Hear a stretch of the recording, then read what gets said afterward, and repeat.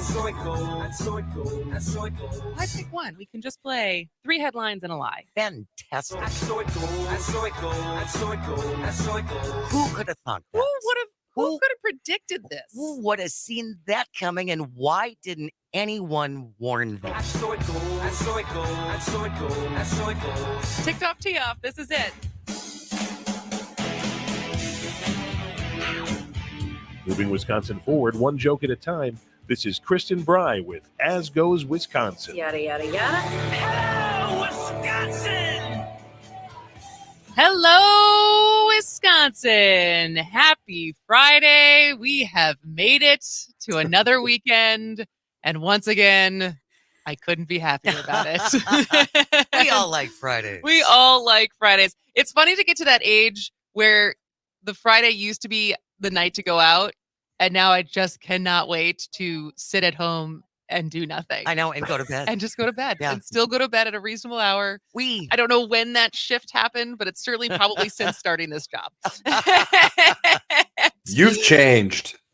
So that is the voice of returning champion, friend of the show, Democratic campaign veteran and strategist Joe Zepecki is back for the full hour. It's been a minute, man. How are you doing? I just assumed that, much like Donald Trump at Fox, there was some kind of soft ban or a shadow ban, if you will. I'm just happy to be here. Thanks for having me back, guys. I don't know how I got back in the good graces, but whatever I did, it was worth it. Well, I know you're also a busy guy. You know, you have appearances here and there. You know, sometimes you're in DC doing big important things, giving your input, giving your hot takes. But every once in a while, we need you back on the show because we have so much to catch up on. I feel like that's what makes it fun. Happened. It's been a while, yeah. So I'm excited to get your thoughts on. And so, since you were last here, we have coined the first segment of the first hour the ticked off tee off. Oh. So, what are you ticked off these days? Is there anything that's really riling you up, Joe Zepecki? There's a couple things. I don't know. I don't know if an hour or the first segment is long enough. I am ticked off about Troupis, who has been reappointed to a position of public trust. Troupis, of course, being the Republican attorney who was at the center of the fake electors plot. You trying to tell me there's no other qualified attorneys in the state of Wisconsin who could serve in that role? Give me a break. So that's ticking me off. Let's start there. Well, let's start there because someone forwarded me like the official document saying that he'd been reappointed. And I got to be honest, I didn't know what this committee, the committee sounded important, but I didn't know what it was. And I didn't even know that he was sitting on it. I knew him as the guy who, like a pretty on the Republican side, a well-respected judge, lawyer, legal expert, but who was also pretty disgraced coming out of the fact that he was the advisor to the fake electors in 2020, including basically working with Ron Johnson so Johnson could try to get these 2 Pence.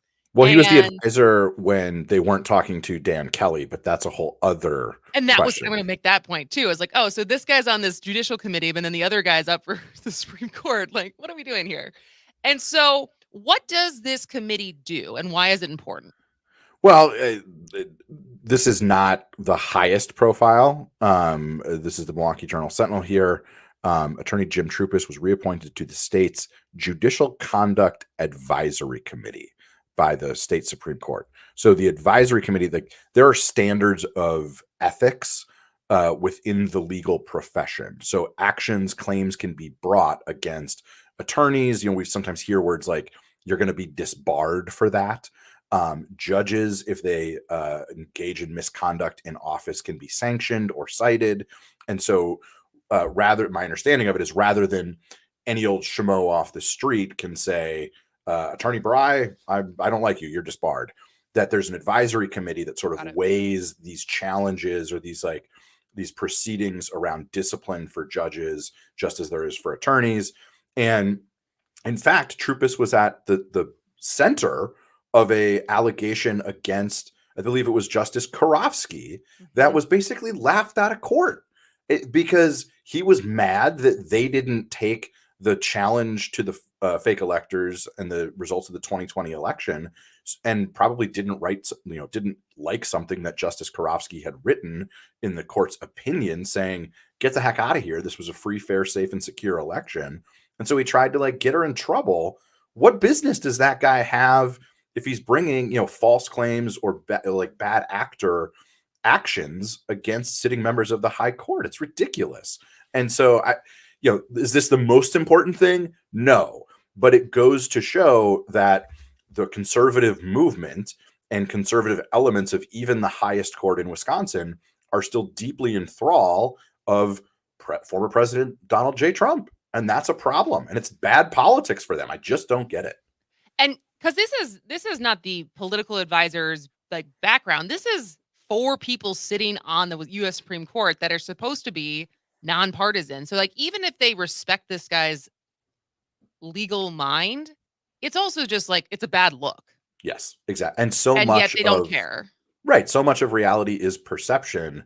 And, we'd be here for a year if we talked about all of the ways in which perception becomes reality, but it's just a bad look. You've got this real fight going on in the Republican Party and the conservative movement that shows itself not just in primary fights between Dan Kelly and Judge Doro, or between Tim Michels and Rebecca Clayfish, but also on stuff like this. Half of the party is saying, let's move on from Donald Trump. The other half is still deeply in the clutches of Trumpism and the MAGA movement, which hasn't worked out for them. But if they want to ride that train till the wheels fall off, to mix the metaphors, be my guest. Well, and that's an interesting point as far as just Jim Trupis is not running for Wisconsin Supreme Court. No. He was just reappointed by the current conservative Wisconsin Supreme Court. And his peer, let's call him Dan Kelly, who, as you said, also had some coordination. They called him. Advice. They called him at some point. Andrew Hitt is on record in his deposition that he also consulted with Dan Kelly on the fake elector situation. We don't know what was said. Attorney-client privilege, all of that. But here's what we know. If I could just stop there. Okay. Kelly has answered this question, but not to my satisfaction. Yeah.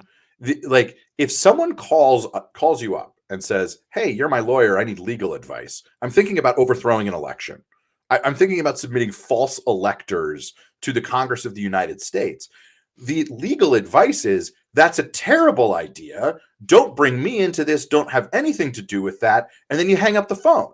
And so if that's what Kelly had done, I think he probably would have said that, because from a political standpoint, that's the A answer. And the fact he can't say that means that's not what he said. Well, and that was going to be my next thing, is in this divided electorate, Republican base or Republican voters, isn't this even a bet for the people, for the women who are sitting on the Wisconsin Supreme Court right now who want Dan Kelly to win? And there are Is there a strategy behind them thinking that maybe we shouldn't reappoint this guy for the people who would normally vote for the conservative / Republican backed candidate, because it's showing that we're just further and further have not moved on from the election denial situation? That is certainly what it looks like to me. I don't get it. They just don't care. Yeah. So ticked Well, off over Trupis. What are you ticked off about? What am I ticked off about? I'm ticked off. I don't want to move on because I do want to spend some time getting your thoughts on where the status of the Wisconsin Supreme Court. But what am I ticked off about? What were we ticked off about this week? Boy, there has been a myriad of things. There's been a myriad of things. I'm really ticked off. I mean, this is not a Wisconsin thing, but had Tony Evers not been reelected, it could have been a Wisconsin thing. I'm really ticked off about Tennessee.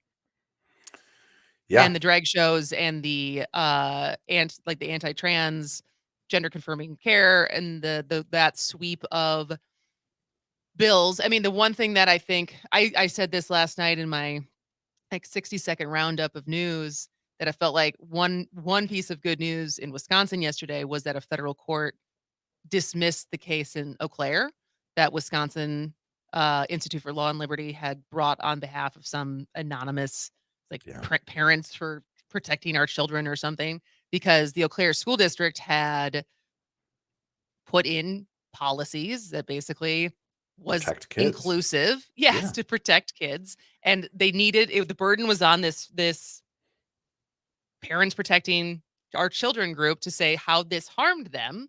And big surprise, they could not prove how this harmed them or their children. And so that felt encouraging here, but that doesn't mean across the country that infuriating things that are violent are not still happening, and that I'm Yeah. ticked off about. Yeah, it's infuriating and just deeply sad that the party that wants you to believe that they're about small government wants to intrude into every part of your life, right? The doctor's office, the bedroom, relationships between children and their parents and their peers. It just sort of exposes the disconnect between that long held philosophy and the fact that the Republican Party has moved beyond that because they're no longer a party of policies and principles. They're a party of outrage and a cult of personality when it comes to Donald Trump. And that's just not sustainable. It's not healthy. It's not good for democracy. And in this case, it's endangering kids. And that is both infuriating and sad all at the same time. And now they're picking on librarians. Oh, those nasty librarians. They had it coming. They had it coming. The most evil, maniacal group of people in our country, those crazy librarians. Wait, which story are you referencing right now? I'm just talking about the strictures that they're trying to put on public libraries and what they can have in their own libraries if it's LGBTQ inclusive or anything like that. It's ridiculous. It's like the way, I don't know, a former administration in Wisconsin demonized teachers. It's their go-to move is othering people and dividing divide and conquer. That appears to be the through line so often. And that's, it's challenging. But then again, that's, I think, why progressives have been doing so well in Wisconsin. We can't let off the gas. I know after the break, we'll talk about this next election, but I was reminded this week, I was having a longer conversation with some journalists from outside of Wisconsin. 13 of the last 16 statewide elections in Wisconsin have been won by the Democrat or the candidate supported by progressives. And those 16 elections were all after Donald Trump won Wisconsin in 2016. 13 out of 16 is pretty good, especially when you consider it's like a 50-50 jump ball state. And a lot of those races were so close, but the tie has increasingly gone to the progressives and liberals and Democrats, and that's a good thing. Absolutely. All right. Well, when we come back, we're going to talk more about the Wisconsin Supreme Court, where we're at. We're a little more than a month away, so let's talk about it. Stick around. This is As Goes Wisconsin.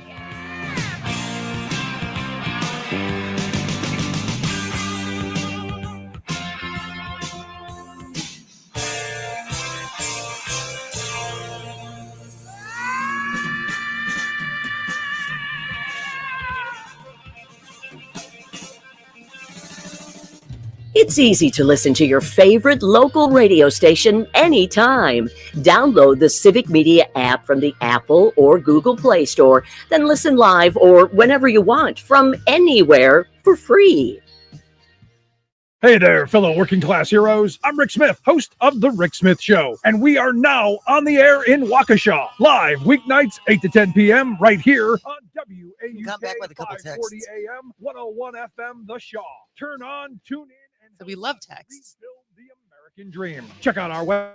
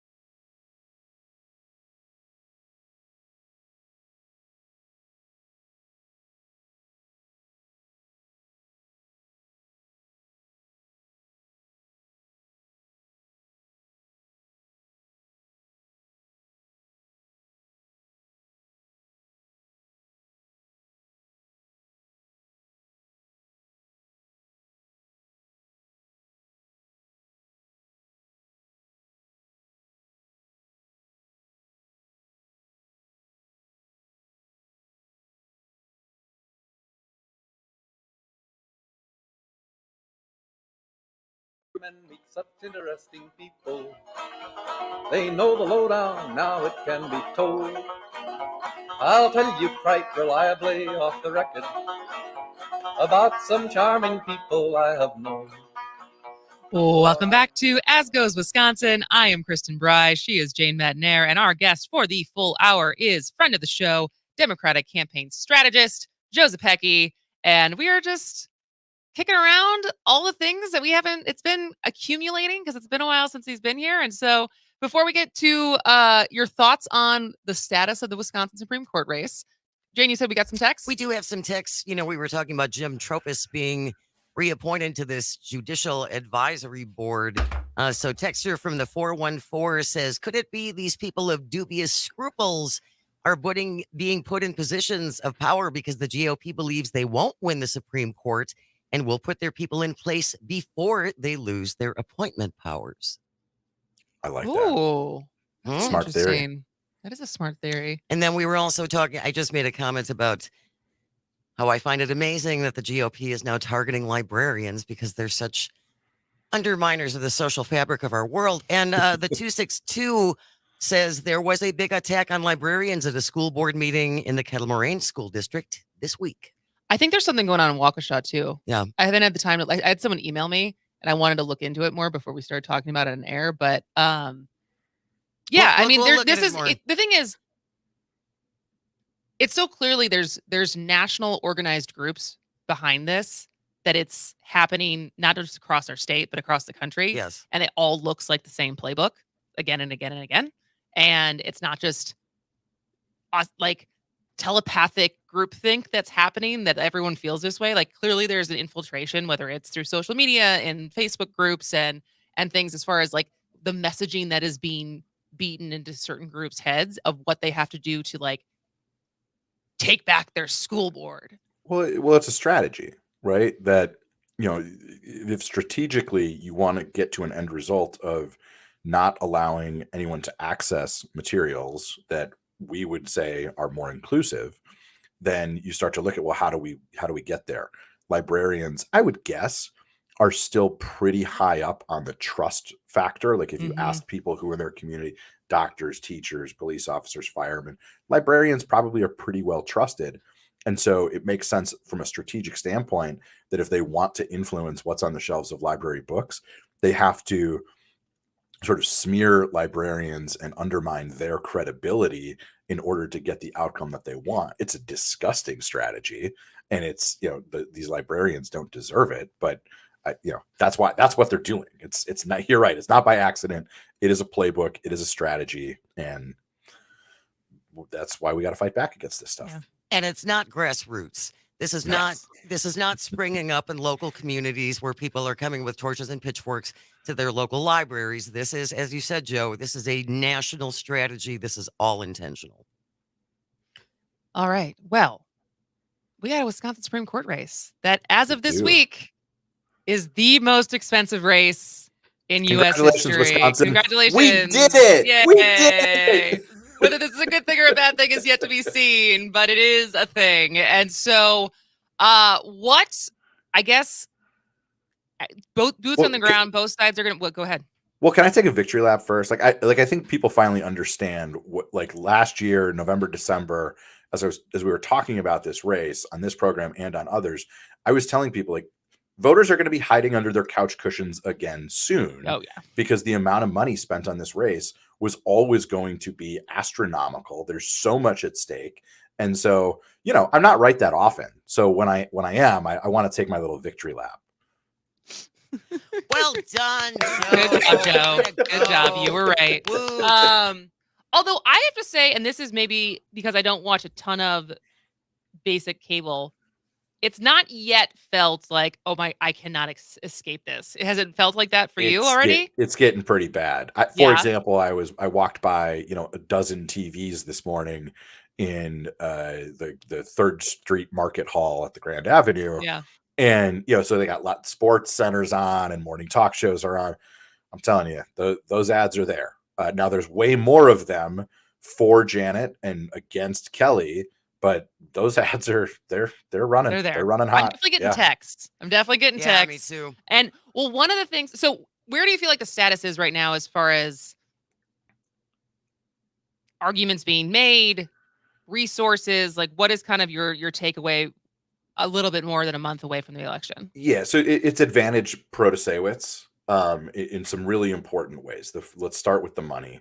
The money is overwhelmingly for her, and that's good. You have to, in all elections, communicate your message to voters. She has the resources to do that. She is doing that, and that's good because she can make the case about the type of justice that she will be, what her values are, and the type of Supreme Court justice she'll be, and also to make the case against her opponent. Dan Kelly has a track record. He has been on the court for 4 years. He was appointed by Scott Walker. And so this is a choice. There's only 2 candidates to vote for. And Protasewicz has the resources to make both arguments very compellingly. Kelly does not. And on the message and on the politics, he's in a box. Like when you listen to interviews he's doing, he is not criticizing what Judge Protasewicz is saying about one of the most important issues, which is access to reproductive health care for women.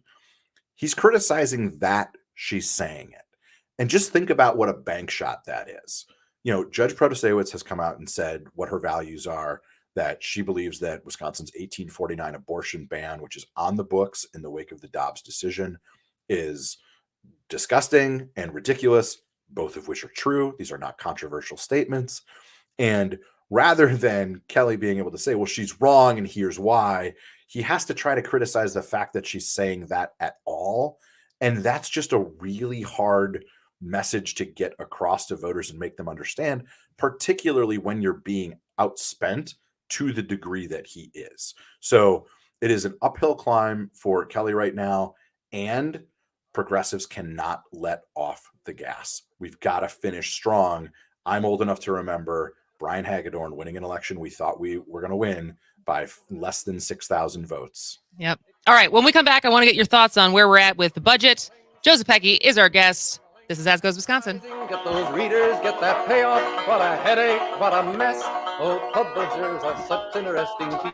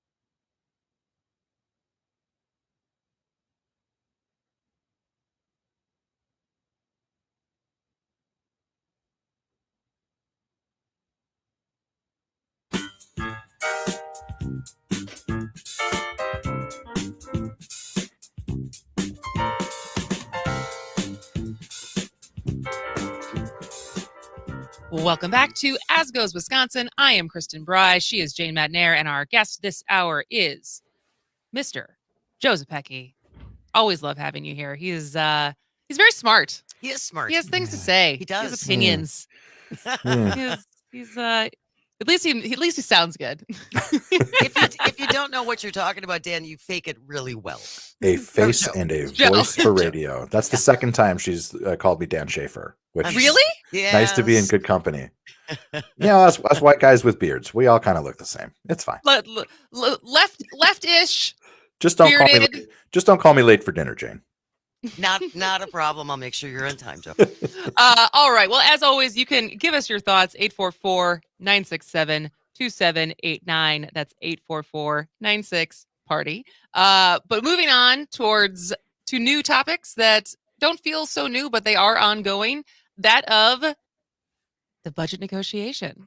We're just getting And started. we're just getting started. And it's always interesting for this show whenever there is an article about some update, whether it's another piece of, like this week, the 3.2 or is it 3.8 billion for building projects? $3.8 billion capital budget. Yes, thank you. And, so things that are still kind of details from Governor Evers' proposal that get highlighted individually, then responses from Republicans that are on the Joint Finance Committee and kind of giving the press a little bit of an idea of what they're thinking. And it's like, what do we actually like? What's worth talking about until there's something more substantial? But we have to fill 3 hours a day, so we're going to talk about it. Well, and it's all worth talking about. Yes. These are the decisions that are going to impact the state's competitiveness and where we go for the next couple of years, right? The old Joe Biden saying is, don't tell me your values, show me your budget, and I'll tell you your values. So what are we going to care about as a state for the next 2 years? What's going to change from the last 2 years? These are important questions. Did it surprise you how big it is? The budget? Well, Or the surplus? Governor Evers' proposal with all the different things he wants to fund at the level he wants to fund them. No, because Evers is viewing this responsibly and understands the opportunity available when you have a $7 billion surplus, right? So, if we're to take a step back, Republicans have really abdicated some responsibility when it comes to paying for things that have to be paid for in the last 12, 13 years that they've been in control of the legislature. So, for example, the University of Wisconsin system alone has $5 billion with a B in deferred maintenance costs that have piled up because Republicans don't want to pay for things. And that's a problem. How do we know it's a problem? There are buildings on the UW-Madison campus where stuff is just falling down.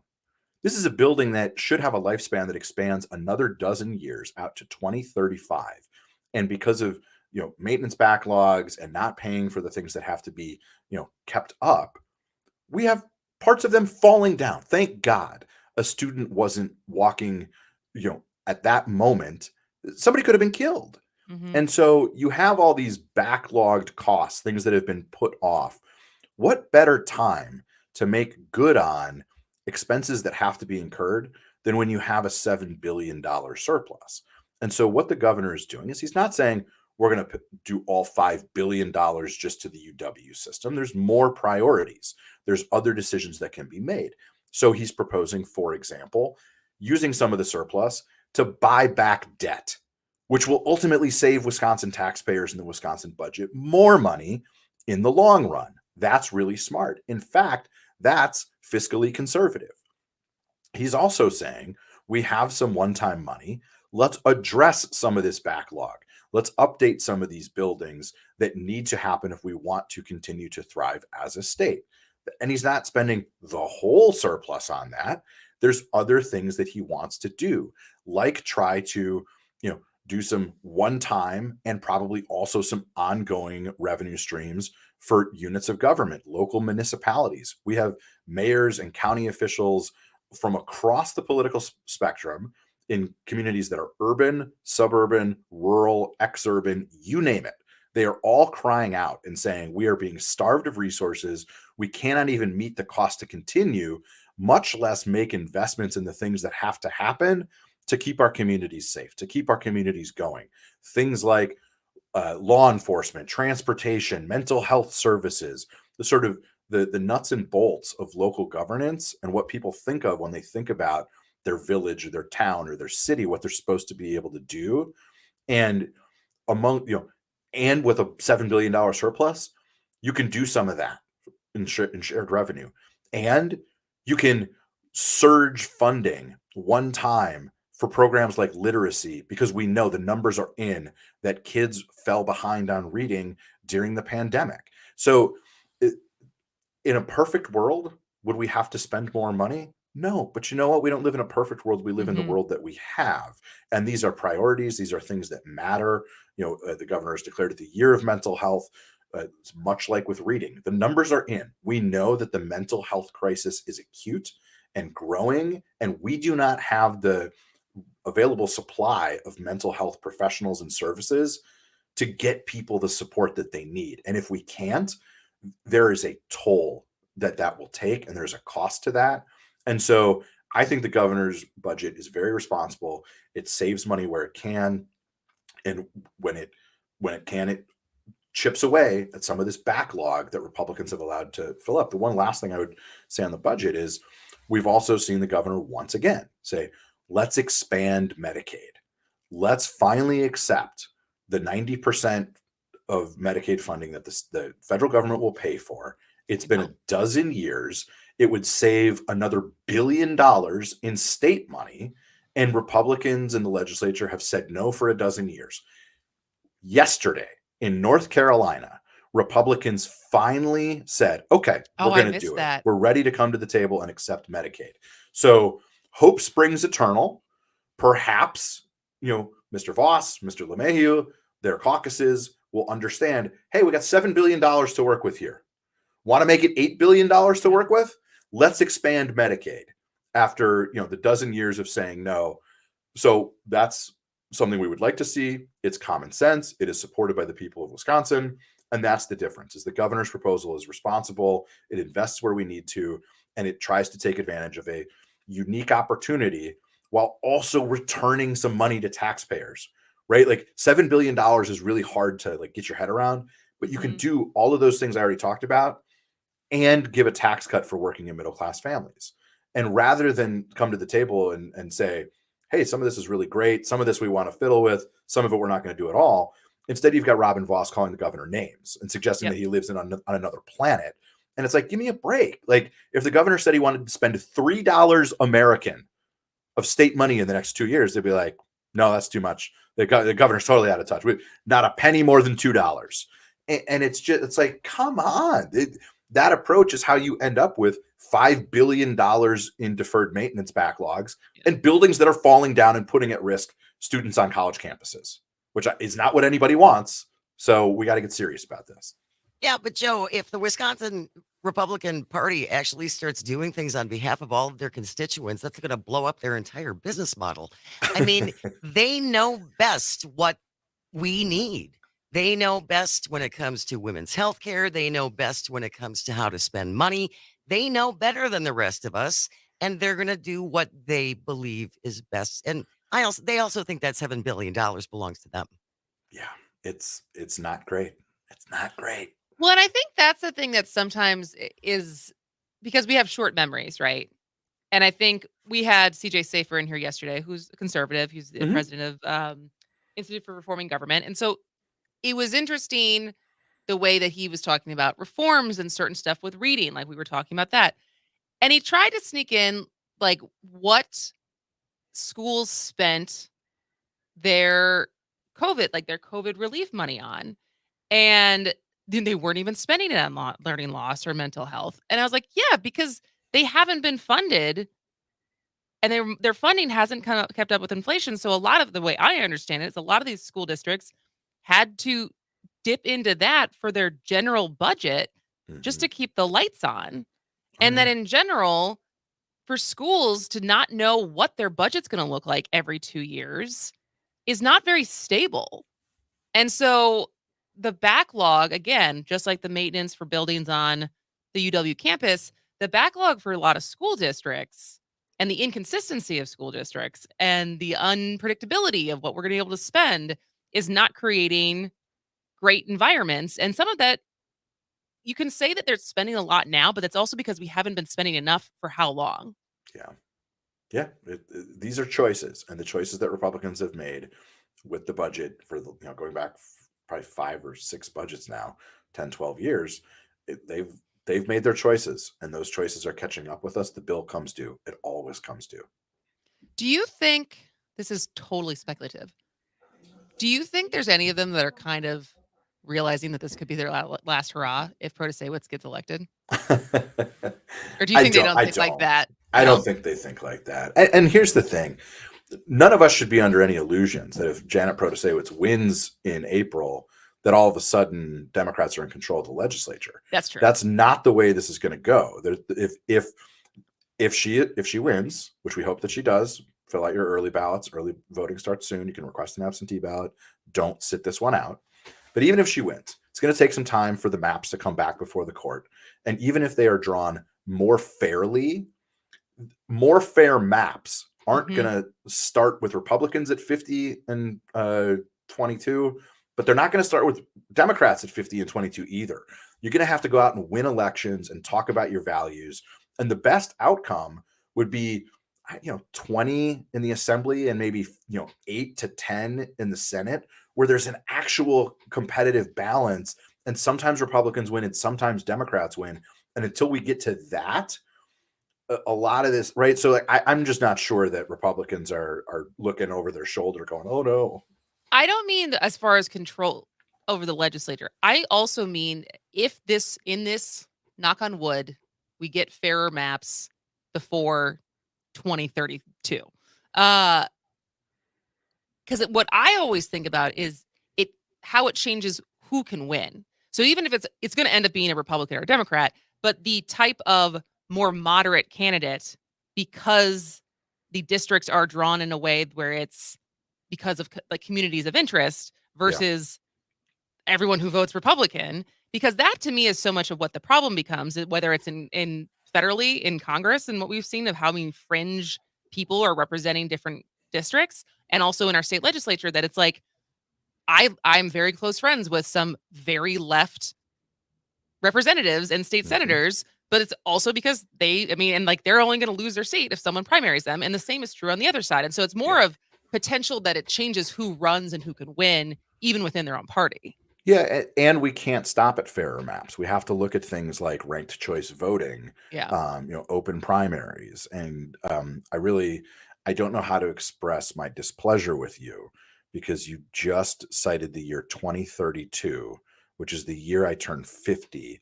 And you made it like I am broken inside. You have shattered my world.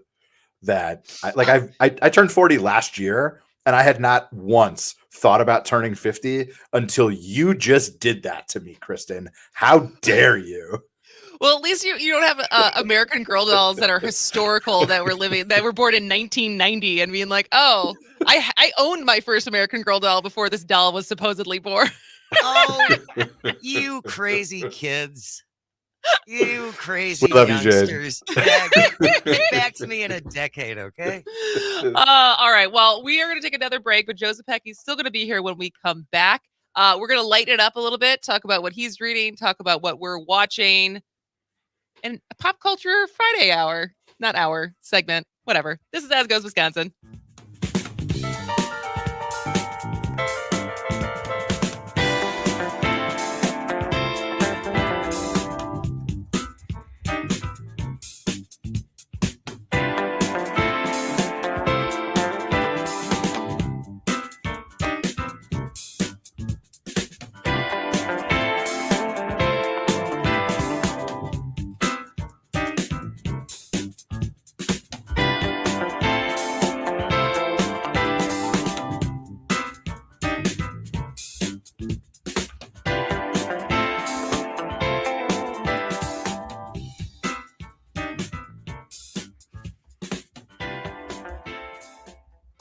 I was just curious as to why you called it the Paul Revere Show. The Paul Revere Show is named this way because the poem that we all know, the famous ride, the poem was written to rally the troops to fight slavery and fight for democracy. And so I named the show the Paul Revere Show because I thought it was the time to get on the air and talk about democracy. The Paul Revere Show with Mark Thompson. Listen Mondays 7 to 8 p.m. always on the Civic Media app. Earl Ingram.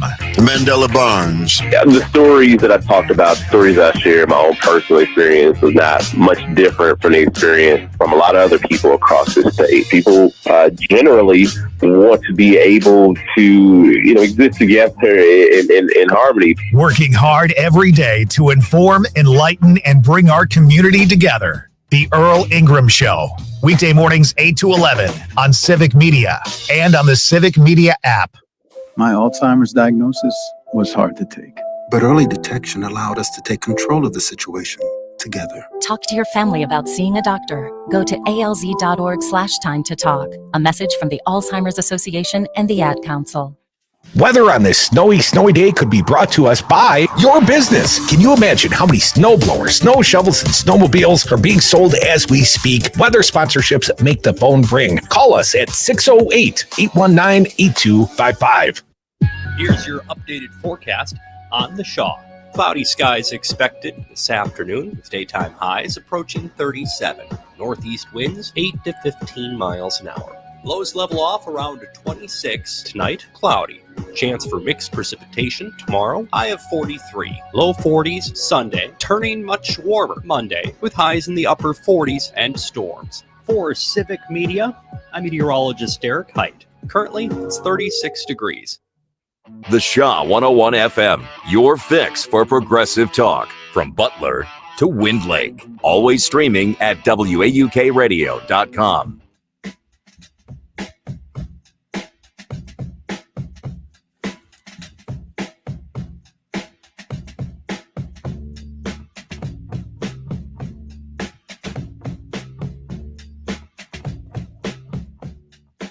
Welcome back to As Goes Wisconsin. I'm Kristen Bry. She's Jane Nair, and Joe Zepecki, Democratic campaign strategist, has been here all hour, making our job a little bit easier. Thanks so much for joining us, Joe. So Seriously, fun. it's always good to see you. But we just got to do like a monthly. Can you commit to once a month?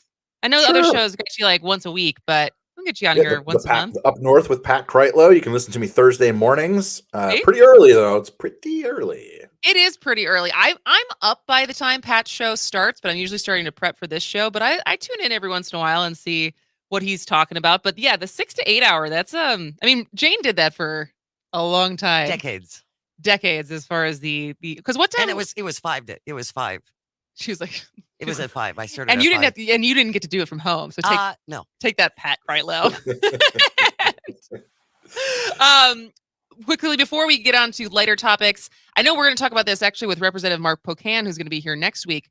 But we've talked about this before as far as Medicare Advantage and its disingenuine name as far as what it is. And I know you have some thoughts on this. Yeah, I just think it's really important for people to know that health insurance companies who provide Medicare Advantage, which is a supplemental program to Medicare, the health insurance companies are about to get their profits nicked just a little bit by the Biden administration, because the Biden administration has proven over and over again they want to lower healthcare costs for the American people, and they think Big Pharma is doing just fine. And so in advance of a new rule from CMS around the reimbursement rates for supplemental insurance packages, the health insurance industry and Big Pharma are out there lying and suggesting that Joe Biden and Democrats want to cut Medicare Advantage. Nothing could be further from the truth. They are trying to make the program more efficient, work better for customers. If you need something on top of Medicare, that's fine. Go and do that. But the health insurance companies are flat out lying when they say that Joe Biden and Democrats are going to cut Medicare.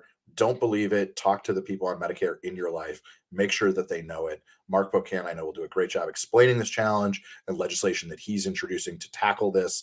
The president's budget will be out next week, and people will see that, no, Joe Biden is not trying to hurt Medicare. He is trying to strengthen it, and them's the facts, folks. And you know, Joe, those ads have started already. I Oh, saw yeah. a couple of them. Yeah, I saw a couple of them this week, and the scary, and they're going to take it all away from you. So, like you said, talk to the people in your family and your life who are on Medicare, and set them straight. Exactly. Amen to that.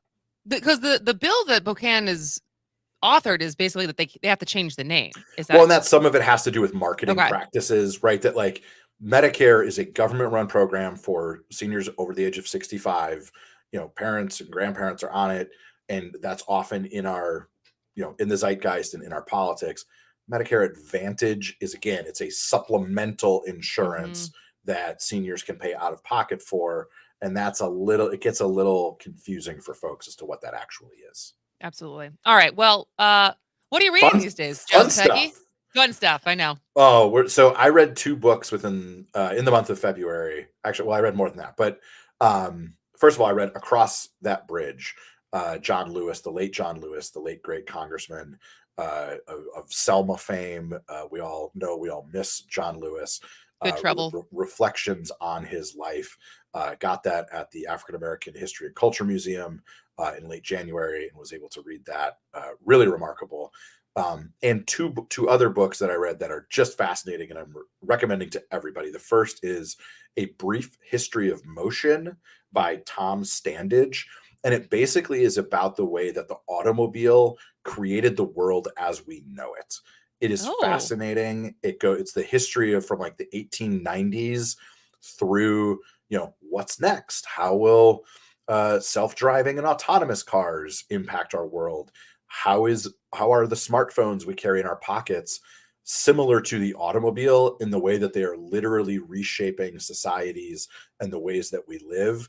You know, we never stop to think about the fact that the advent of the automobile changed the way that couples coupled and courtship took place in this country. And it's a really interesting, like, sociological, historical, technological innovation mashup that really makes you think about the world. I love it. Do they talk a lot about the cities that were developed pre-car versus post-car? Because I did a history of economics class in college, and I remember them. And I was a community college, so I was still in Los Angeles. And one of the things that always stuck with me is the fact that Los Angeles technically was already starting to develop, and they had a really good like train system, trolley system. And then when the cars came, they just got rid of all of it. And now it is the hellscape of traffic that it is today, that you need to have a car to be able to live there. And I think about that in so much of like Midwest and further past the Mississippi, like into the West Coast. It's just cities that like are car like they're dominated by cars, versus on the East Coast, you still can kind of get from state to state via train. New York is obviously, even though they need to update their subway system because it's talk about something that's been not funded well, but it still gets you where you need to go, and you do not need a car in that city. And so, yes, I wish we had more public transportation. But and then what was the third one? The even nerdier one, The Aftermath: The Last Days of the Baby Boom and the Future of Power in America by Philip Bump of the Washington Post. Fascinating statistical analysis of from the silent generation through Generation Z, the ways in which baby boomers broke the world. And, you know, for example, the baby boomers like broke the education system in this country because there were so many of them that you had to invest and build new schools. Now baby boomers are breaking things like the healthcare system and long-term care. And some of the solutions to those challenges are the same solutions to when they broke the education system. There are communities and states that are rehabbing old schools and turning them into long-term care facilities. So just a really fascinating look at like where we've been, where we're going, what it means for our politics and culture. And it's not just charts and facts and figures.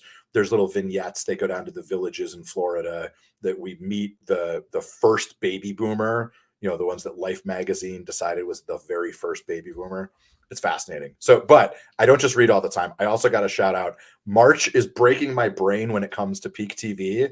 We got to finish The Last of Us. Mandalorian is back. Ted Lasso's coming back. Top Chef is coming back. Succession is coming back. There's so much culture. How can anyone keep up with it? That's true. That's true. I'm looking. I don't really care about Top Chef, but everything else, sign me up for. All right. I know. Oh my God. Did I just totally ruin your day? No, you ruined our friendship, Kristen. Oh. All right. Joseph Pecky, thank you so much for joining us today. This was really fun. Have a great weekend. I will talk to you soon, my friend. All right. Sounds good. All right. When we come back, John Russell is going to give us an update on East Palestine. We haven't talked to him in a couple weeks, but he has been on the ground reporting from Ohio. So we will hear from him when we get back. This is As Goes Wisconsin. You know that I'm no good. I cheated myself like I knew I would. I told you I was trouble. You are never far away from your favorite radio station. We're always barely alive. It's the bar shift. Yeah, I could appreciate that. You must, between working your shifts and doing this much reporting, you must be exhausted. Oh, it's so bad. Yeah, but Saturday, last shift for a minute. All right, that's good. Yes. All right. Well, this is gonna be pretty casual. As far as just like what's happened since we last talked to you, I've pulled some of the three. I think, yeah, because you were here on the 13th, so I think I pulled your 3 newsletters since. I pulled 2 sound from 2 of your videos that you've posted. One was the interview with the residents. The other one's you just talking about how Norfolk is like thinking that they did something by offering the money that is a drop in the bucket. But it can kind of just go where we want it to go.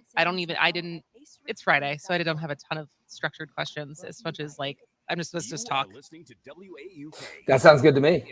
All right. Well, then we still got like 5 minutes, so be back in a minute. Oh, okay, nice. Sounds good.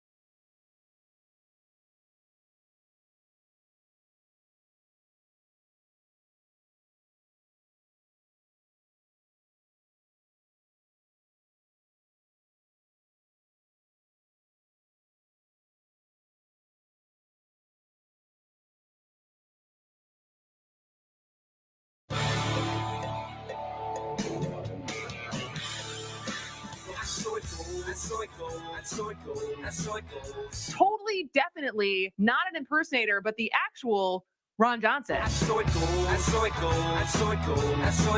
This is what people in Wisconsin want to know. None of those claims are vetted. So none of those claims have actually been chased down to find out if they're true. That's the thing. I don't like chasing things. I think that's for dogs that are on the loose. I don't like things that are vetted. I don't take my dog to the vet because you know what they have there? More needles. Moving Wisconsin forward, one joke at a time. This is Kristen Bry with As Goes Wisconsin. Yada, yada, yada. Hello, Wisconsin! Hello, Wisconsin. Welcome to the noon hour on the Friday show, March 3rd. We are starting. It's been a month. It has been a month since the East Palestine, Norfolk Southern train derailment. And our guest to kick off this hour has been on the ground for the last month doing independent on the ground reporting. And we're so excited to have him back to give us an update. John Russell, how you doing, man? Hi, Wisconsin. I'm doing okay. You have been busy. So we had you on February 13th, which is the second time you've been on, but specifically with this topic. And you've been very busy since, as far as there's a lot happening. There's a lot as far as what politicians are trying to win points off of this, including our own Ron Johnson, who that was totally him in the opener. It was not an impersonator comedian doing an impression of Ron Johnson. It was definitely Ron Johnson. He tried to raise money off of this. Trump showed up. There's been more developments as to why this actually happened. And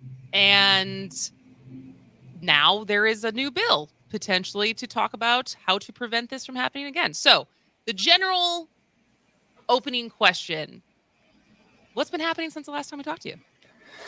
Oh, lots of things have been happening. I think this story, if you've ever watched a movie about industrial disasters, this thing will play out, over 15 to 20 years.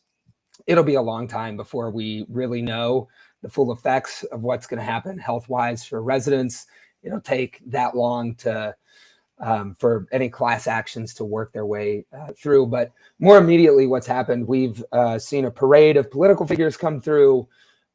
We have seen the NTSB, charged with investigating these kinds of disasters, put out their preliminary report. They're a little bit more detailed report as they continue to investigate here. And they basically found what rail workers have been warning about for a long time, which was lack of preventative maintenance on a wheel bearing caused it to overheat for up to 20 miles before this derailment and eventually resulted in the crash. There's a lot more to dig up there. And we've seen, national figures kind of from both sides come in and advance their own end of the story. Talk about it. Have the press be there. So I guess let's start with the politicians, and then we can get a little bit more into the report as far as, because it's one of those things where on the one hand, Biden still hasn't shown up, right? Yeah, correct.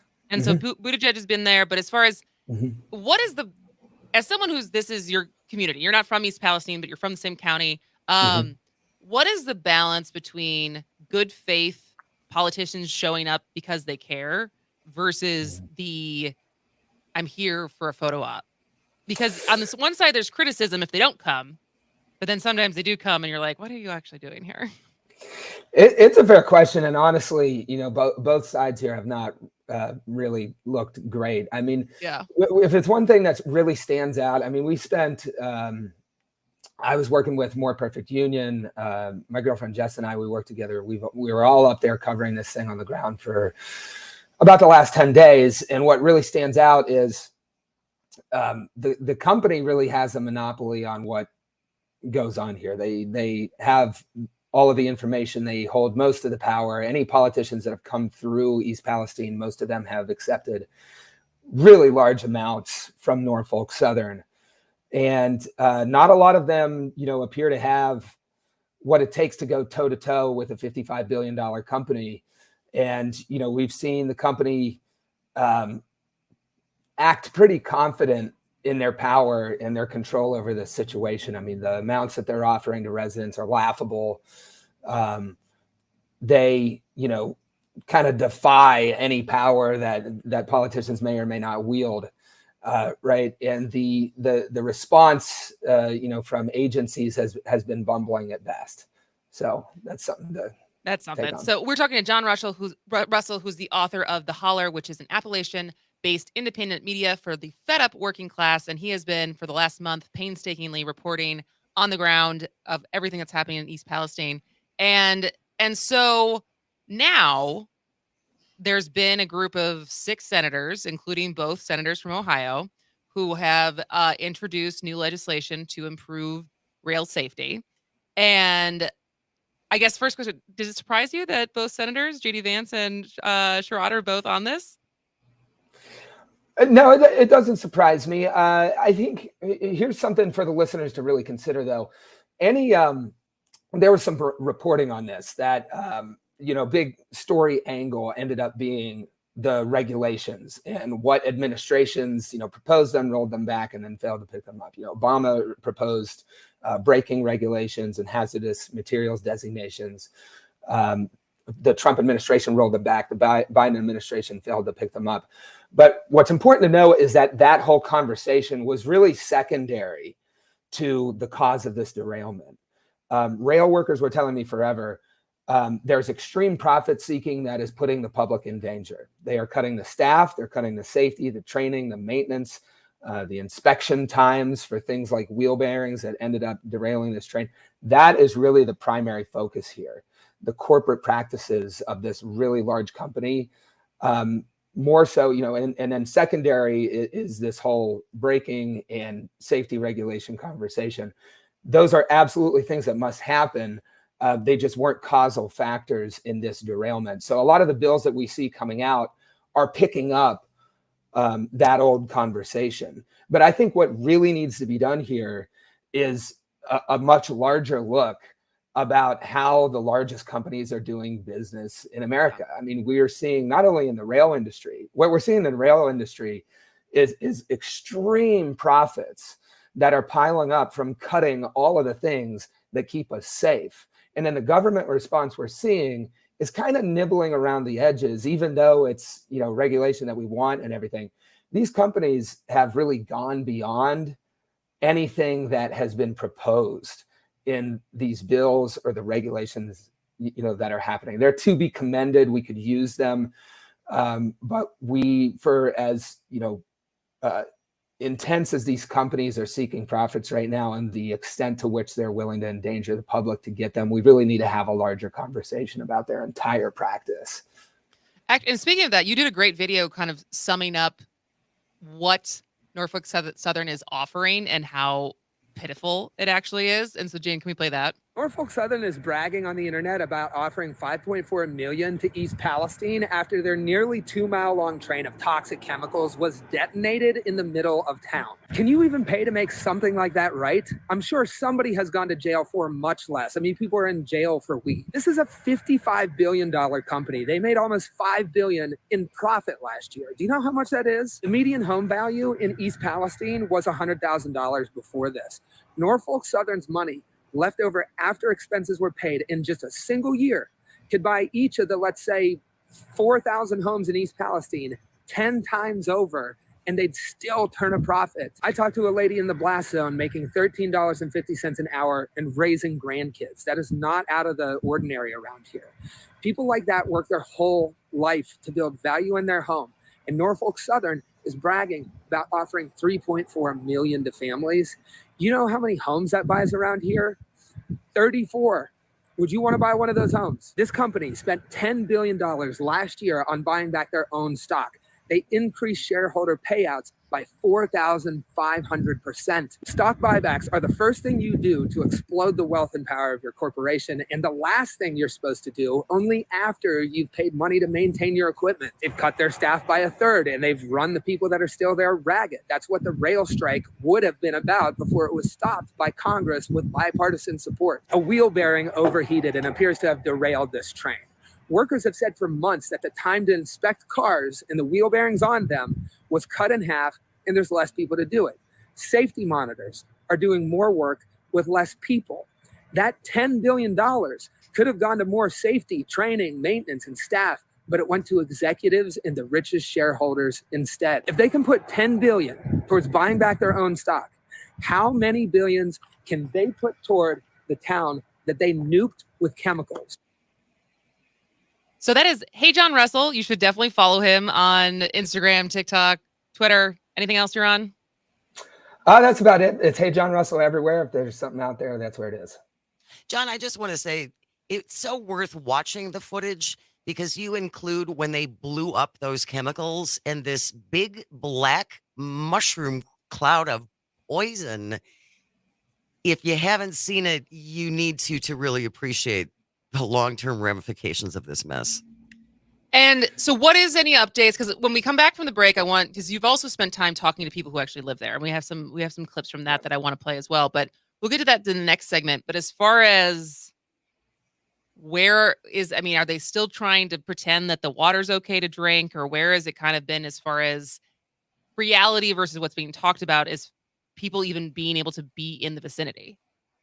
Oh, man. It's a rough situation because on the one hand, you have agencies that are saying, and by the way, what the agencies are saying, what the officials are saying has changed a lot, and it's stirred up, distrust among residents, and for good reason. I mean, people are being told that the air and water in their homes is no different than before this crash. And then I can't tell you the number of residents we've talked to who hear that, go back into their house, and then the next day they have a rash, headaches, watering eyes, all of the rest. You're living this every day, but hearing it from you and reading about it is infuriating. And so when we come back, John Russell will still be here. We're going to hear more from residents who actually live there and talk about potentially other solutions in a pie in the sky wish list. This is As Goes Wisconsin. Stick around.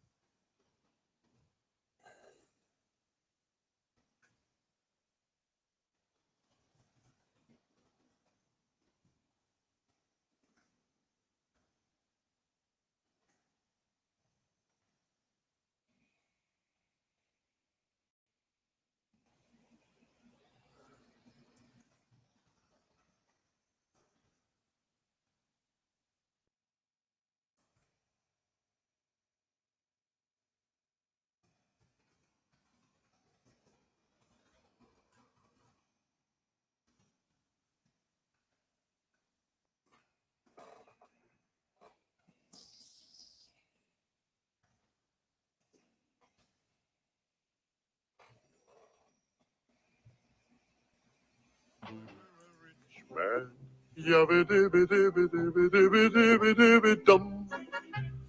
All day long I biddy biddy bum. If I were a wealthy man, I wouldn't have to work hard.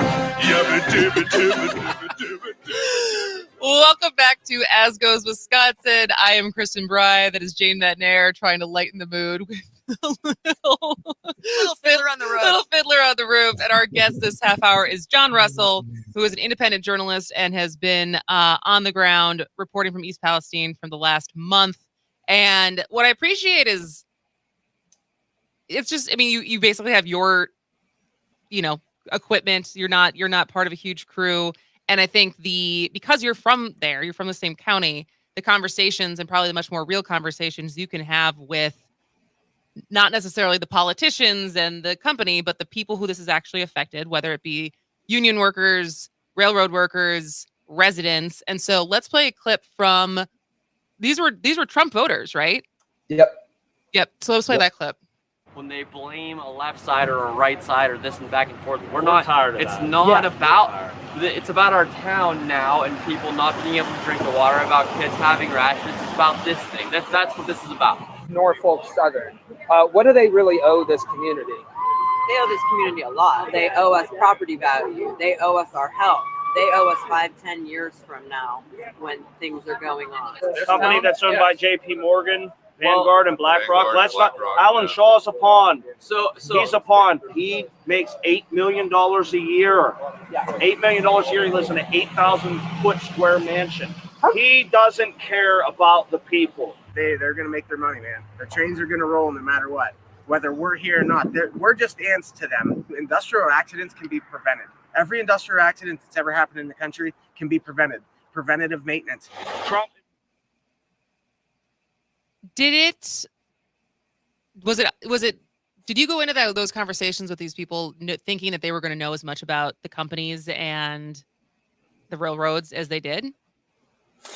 I actually did, because the hill that I will die on is that there is muscle memory in this part of the country. This used to be union, working class, Democrat voting country. They are used to class politics, and that's why Donald Trump was so successful here, because he talks in class politics language. We all know that it doesn't make any sense, that it's a sham, but folks here are tuned in to how the rich are doing their business, and an accident like this just brings it all into perfect focus. But that's a real tragedy of Trump, because he takes that potential that you just heard from those people talking and squanders it, and redirects it to his own purposes. That's a real tragedy. But yeah, people know what's going on. Yeah, I mean, because I couldn't talk that before this happened. I wouldn't have known all that information, and and it's interesting because I think you can hear it in their voice, which is obvious that they're angry. I have to imagine you're angry. And how do you balance, I guess, as the work you're trying to do, and you have to keep going. They have to keep going. Everyone has to keep going, even though it's so, you feel so under the thumb and helpless of like what's actually going to change. And so like, how do you, without sounding too Pollyanna, like, how are you balancing your emotions around this while still like marching forward? Oh, I garden. I just furiously garden. Weeding is a great cleanser, right? Oh, I know you know, Jane. Yes, absolutely. Well, okay, let's actually talk about this. So, yes, covering these things is infuriating on so many levels. But there's also, righteous anger is a double-edged sword. This is obviously a massive tragedy. But it'd be even worse if people weren't so angry about it. Because when people are angry about something, there's potential for it to change. And I've been very surprised that this story has stayed in the news as long as it has. And that gives me a little hope that we can talk about these things, get it out, and keep our eye on the ball and do this enough that some kind of change will come from it eventually. That's what I hold on to. That's good. No, and that's good. And I would say, I mean, it hasn't gone away. It's been a month, and as updates are happening, and clearly, I mean, we want to keep talking to you as things continue to progress and stuff. So I guess as far as more information, more resources, is there fundraisers like GoFundMe's and stuff, or like what is kind of the stuff for people who are concerned and care but don't live there? What do you feel like people listening to this could do? I would direct them to River Valley Organizing. This is a local collective action political organizing group. And, you know, I've been in politics for a good long while. I have seen a lot of political nonprofits where it's really just a halfway employment house for Democratic staffers in between campaigns. Usually that's what these organizations are. Not the case with River Valley Organizing. Okay. These are people you wouldn't want to tangle with in a bar fight, and they are doing. One of them said, "I used to fight with my hands, and now I fight with my mouth." They are being loud. They're local, and they're taking it to the company. Look into River Valley Organizing. All right, I will send me that link so I can put it on today's show notes, because I think that would be good to share with the people and learn more about that. Anything else? Any closing thoughts before we let you go and maybe go back to bed? Absolutely. Well, I would say stay tuned for this story. This is the very beginning of what's going to go down as one of the largest environmental disasters, you know, in recent history. This will keep unfolding. The NTSB laid down markers. We're going to talk to rail workers about, you know, inspection times on cars. We're going to follow up with this controlled burn, quote unquote. There's a lot of questions around that and why that, you know, amount of chemicals was released into the air. This is a very, very dynamic story. It's unfolding, so stay tuned for that. Absolutely. You can find him on social media at Hey John Russell. You can also subscribe and pay for The Holler, which is John Russell's newsletter. Friend, thank you for joining us today. Always super interesting. You're so genuine in your care and your reporting on this, and it is very appreciated. Thank you so much. I can say the same as Goes Wisconsin. Thanks for having me on. All right. Well, have a good weekend. We'll talk to you soon.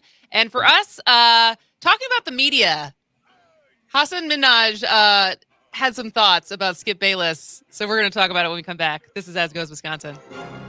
Lord, who made the lion and the lamb, you decreed I should be what I am. Would it spoil some vast eternal plan? If I were a wealthy man.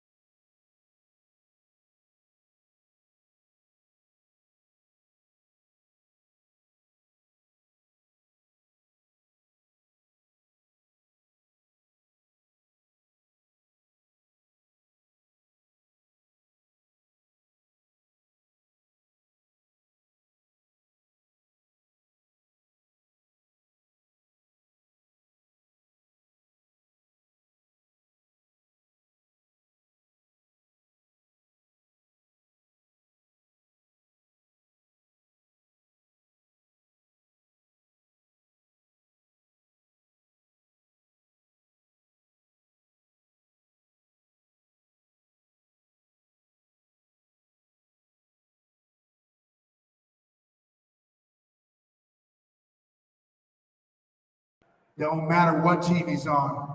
He's incredible. Follow me for the changes. Antetokounmpo, Antetokounmpo, Antetokounmpo, 1, 2, 3. Antetokounmpo, Antetokounmpo, Antetokounmpo, MVP. Antetokounmpo, Antetokounmpo, Antetokounmpo. Yes, it's true. Antetokounmpo, Antetokounmpo, Antetokounmpo. We love you. Welcome back to As Goes Wisconsin. I am Kristen Bry. She is Jane Metnair. And now we are going to have some fun we're going to start the No Sour Haha Fun Time Happy Hour, maybe a little bit early today. Although both John Russell and Joe Zepecki. Such great guests. Such great guests. Really. And Joe is so knowledgeable and John is so passionate. And I thought you asked him just a really good question about how you maintain not being ticked off all the time. Yeah. In something like that. So well, and someone has asked me that once, as far as the topics, whether it's the videos or now the radio show, and reading this much news is not natural. No, it's not. And staying this up to date and balancing the decisions between, your own mental health and happiness, talking about stories that are important and that we should talk about, versus not just being a downer for 3 hours. Right. And not having all of, for social media, not having all the social media video being like, this is another thing to be mad about. Here's the next thing that will kill you. And striking that balance, because John uses a lot of in his content, like he uses a lot of humor as well and sarcasm and everything. And it is a balance. I mean, and it is, the challenge of that is to say things in a way that people can hear while still being genuine, while not just for your own sake. I mean, at least for me, it's like, I don't want to be angry all the time. You can't. It's not good for you. And so, yeah, so he certainly follow him as far as he continues to report on this, and from a different angle than you're probably going to hear from from the big media. Let's say that, because I feel like mainstream media now has been co-opted into like, we can't use that use that term without it having negative connotations. Right. Beyond, there's certain ways big companies do the news versus independent journalists. Anyways, what were we going to say? I think one of the reasons why this story is still staying, maybe not completely in the forefront, but is still being talked about.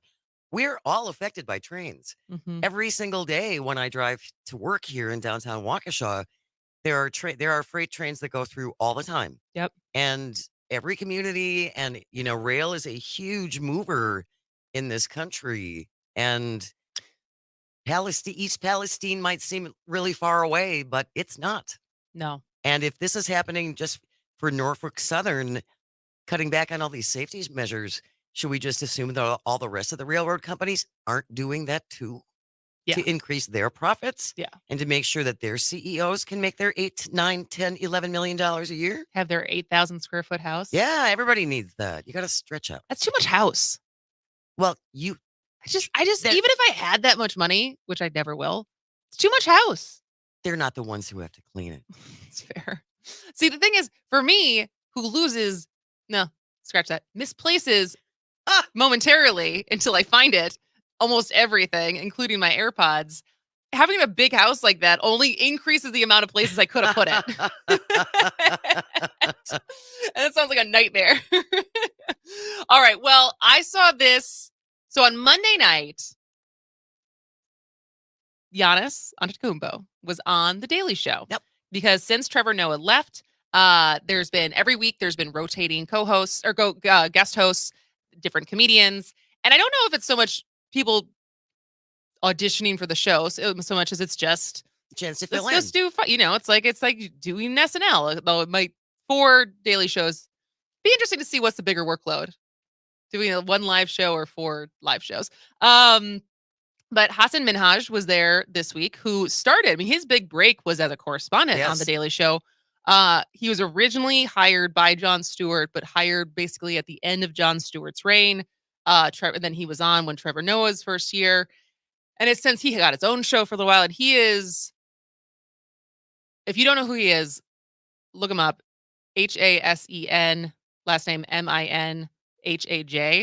He is so good. He is. Both of his specials are so good on Netflix. The first one I ever saw was Homecoming King. That was so good. He is the he's like kind of like W. Kamau Bell, who what was the name of the CNN show that he's won a couple Emmys for? United Nations something. It's something that he goes all over the country. But it's comedians like that who also use their comedy for good. And the way that they're very funny, but they're also like very much. They have a point. They have a point. Yep. They have like a very full heart. And so I had seen a while ago, him on some podcast talking about how much he loves Giannis. And he loves Giannis for context because Giannis is obviously an immigrant. And we all know his story of like the depths of poverty that he and his family was in Greece before obviously everything that happened with the Bucks.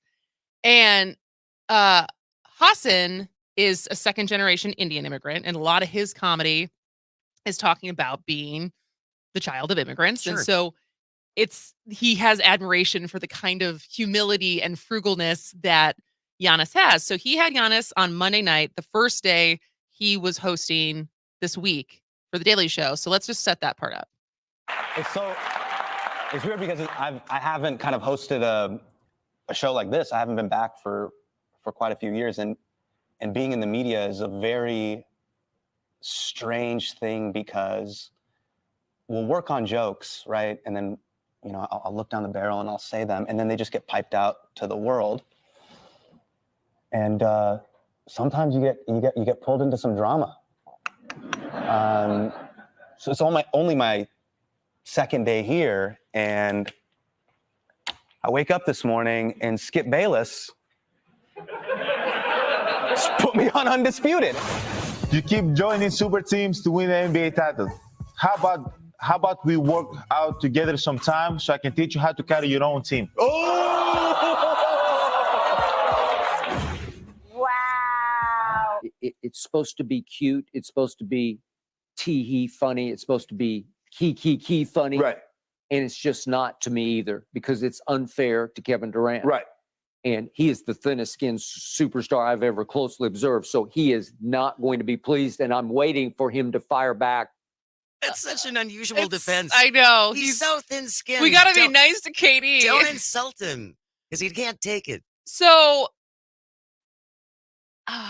this is the second time in the short run of this show that we have complained about Skip Bayless because he is, I think even in this, we're not going to play that part, but it's Hassan Minhaj at one point goes, do you guys know who Skip Bayless is? And some people there's like a mixed reaction. He goes, well, he's an old white guy named Skip Bayless. That's basically what you need to know. That's all you need. And it's a fact that this guy still has a platform. I feel like he's so uniformly disliked by the most people as far as what his takes are, how he uses players to, and how he talks about players and just like, and he's also like, has this guy ever played a sport in his life? Like he does not look like an athletic human being. What's his background for this? I actually don't know.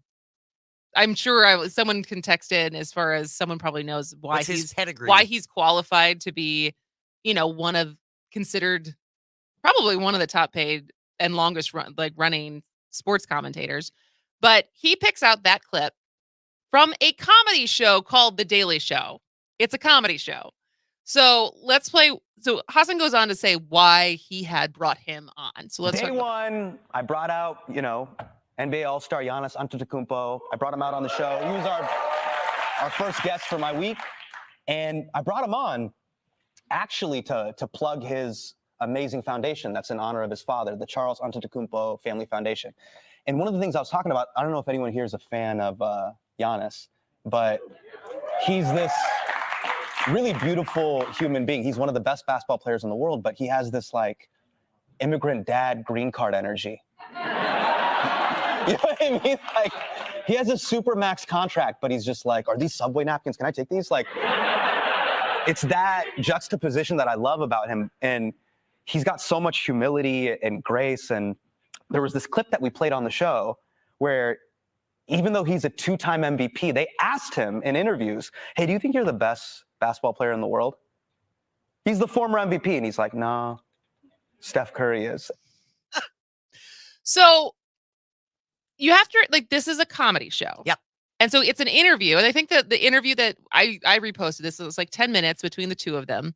And it's something that I would love for this show for us to have more time to do is like there's the interview, but then there's also like the fun, the bit, the part that's hilarious. And so the writers took the bit was because Giannis is so kind and humble that he's not very good at talking smack. And so they scripted all of these smack talk, all these like one-liners to smack talk like LeBron and different players. And so let's play that part. And you know how like Obama on Key and Peele had the Obama anger translator? I was like, I need to be your talk translator.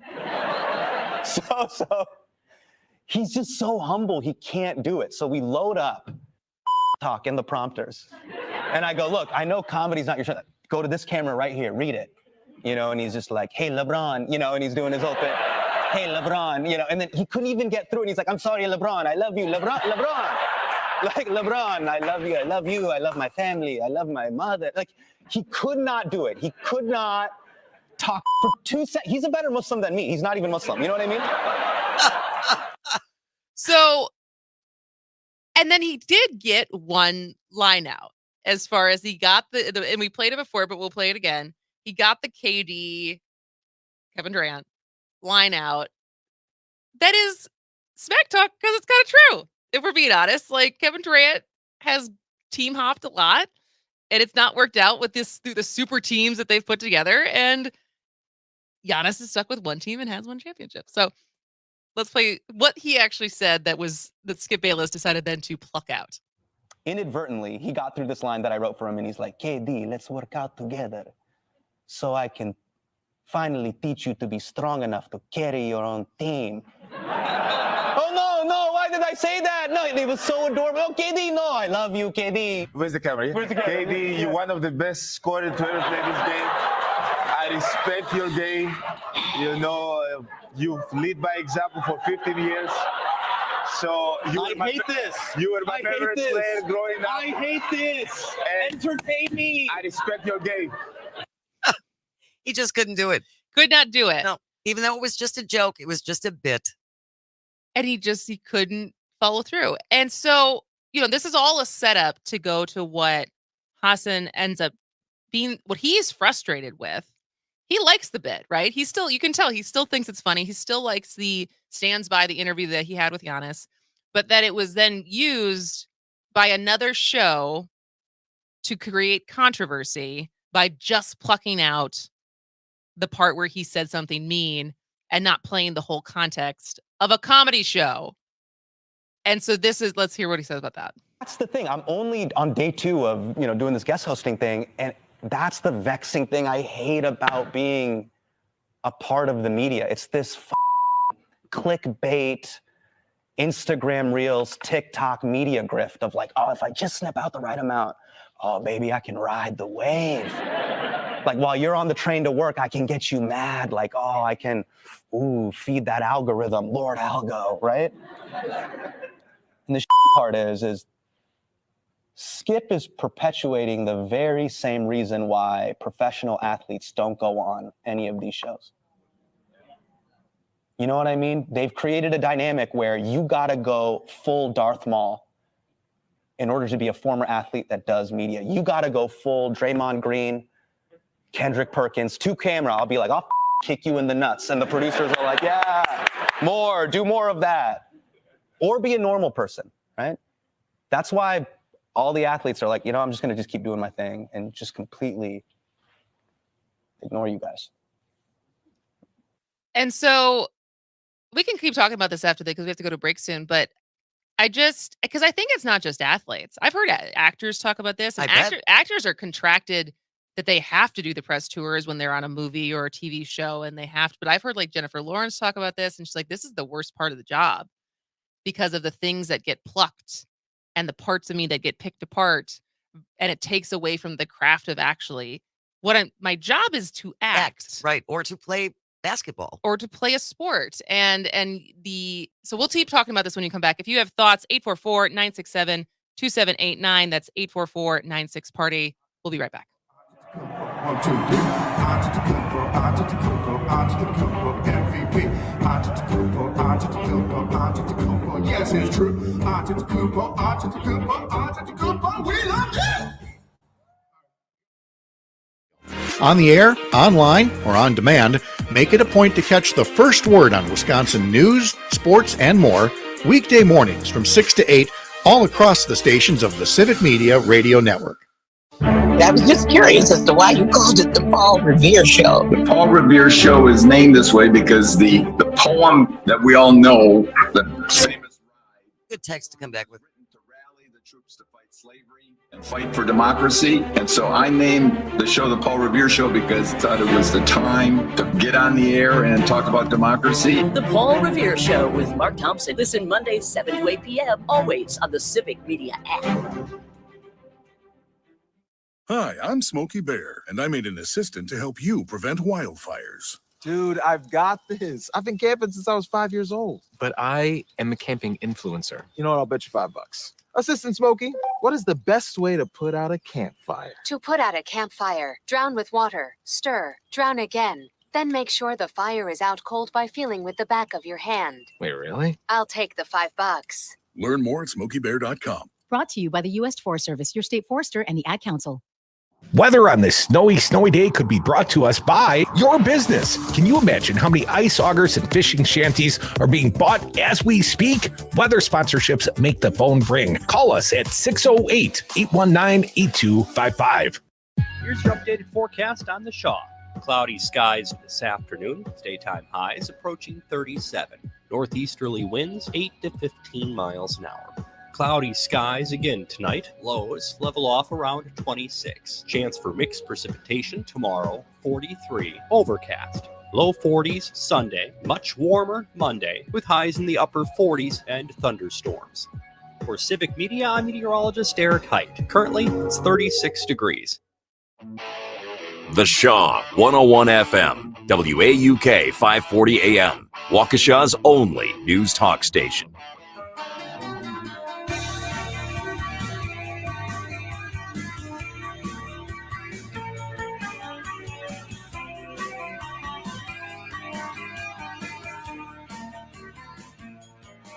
Welcome back to As Goes Wisconsin. I am Kristen Bry. She is Jane Madnair, and we are rounding out the noon hour, just powering through our Friday show so we can get to the weekend and relax.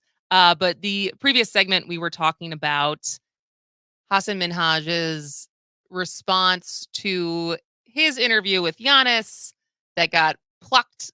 One soundbite got plucked to then be able to use as a talking point. To make him look bad. To make him look bad, but also, you know, to feed the machine. Well, and to maybe spark some bad blood and bad exchanges between Giannis, right, and Kevin Durant. Yeah, but I also wonder how much, you know, as we talk about feeding, we have to feed the machine of a show.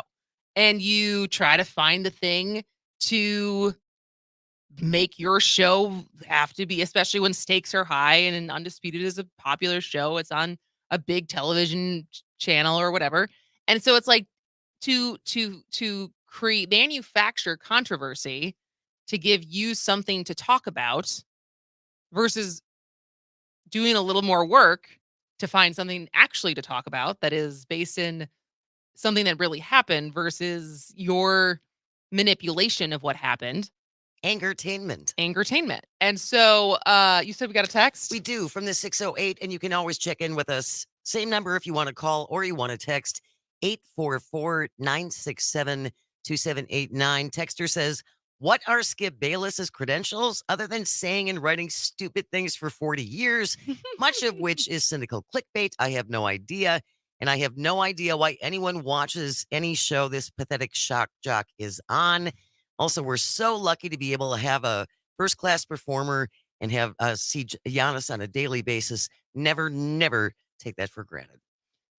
Oh, that's for sure. Yeah, definitely. Well, and that was why, you know, the interview, because Hasan Minhaj is one of my favorites. And I think the clip we played in the last segment of that 6 minutes it has like well over 1 million views on Twitter, and it got shared a lot.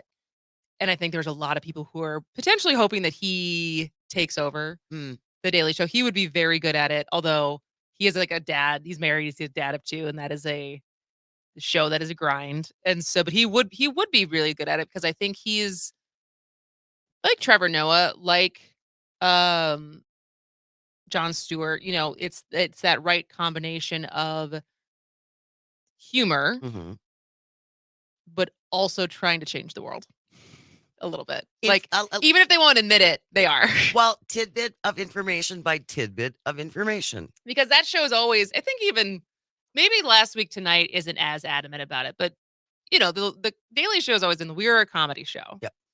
And it's true. They are a comedy first and they try to find the joke, but they also feel I sat in when I was living in New York, I went to a luncheon or breakfast thing, and the showrunner, who's been in there 25 years. Wow. And another producer who's been there her entire career. She started as an intern, and they're both awesome. 2 women. We're talking about the show, and this was Trevor Noah was already the host. And you know, they talked about because one of the questions in the luncheon was, you know, what does a day look like? And they talked about the writing room and the importance of the writing room and how, you know, always throw your idea out there because your idea, even if that's not the joke, that could spawn someone else's creativity. Absolutely. and the beauty of brainstorming That process, as a process. But they're also saying the balance of, especially during the Trump years, that we were just talking about. What do you give a nod to so your audience knows, like, yes, we know this is happening, but this isn't what our focus is going to be. But like, they still know that they are part news, even if they're making fun of and having jokes about the news and having to not just pick the things that are ripe, like the most ripe for jokes, but feeling like they can also, you know, get more information in there. And so I don't know. So I mean, I would love to see him as. I'm trying to think who else has hosted so far. Chelsea Handler's been there. She's not gonna.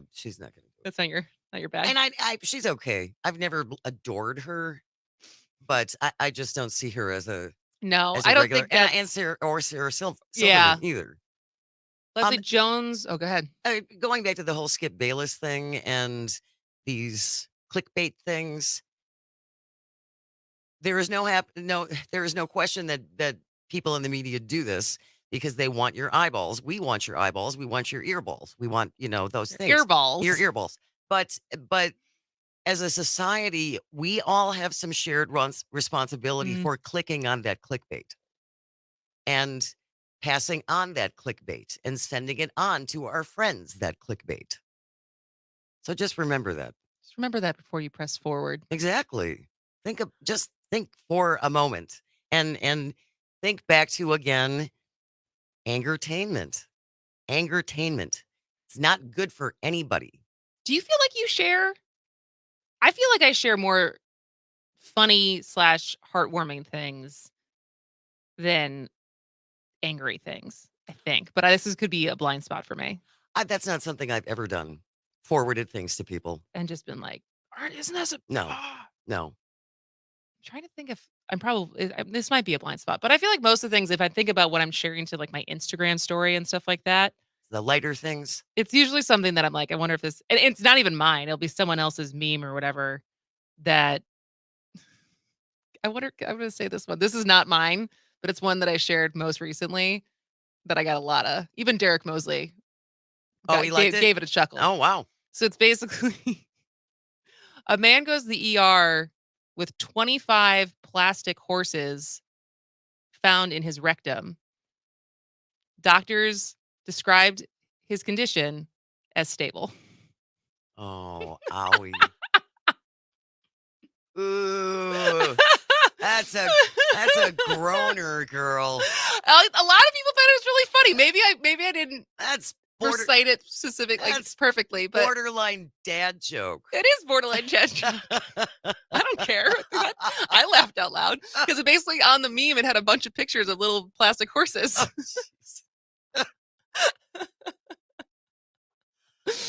All right. Well, on that note, okay, we'll go out with that then.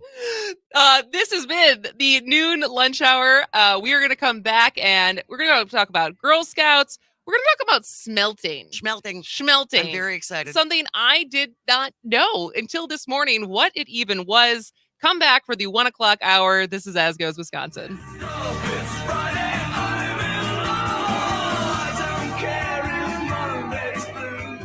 Tuesday's great and Wednesday too. Thursday, I don't care about you.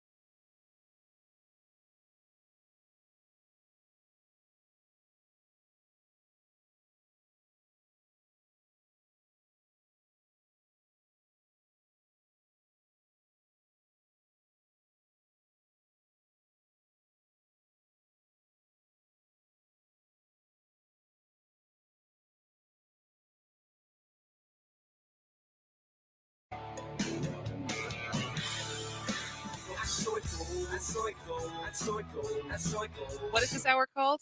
The No Sour Haha Fun Time Power Hour. What did I say when I thought I got it? I have no idea. It's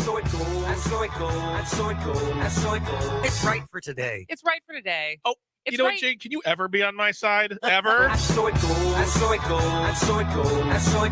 do you think got me this job? What do you think got me? Oh, darn it. Shoot. I'm in.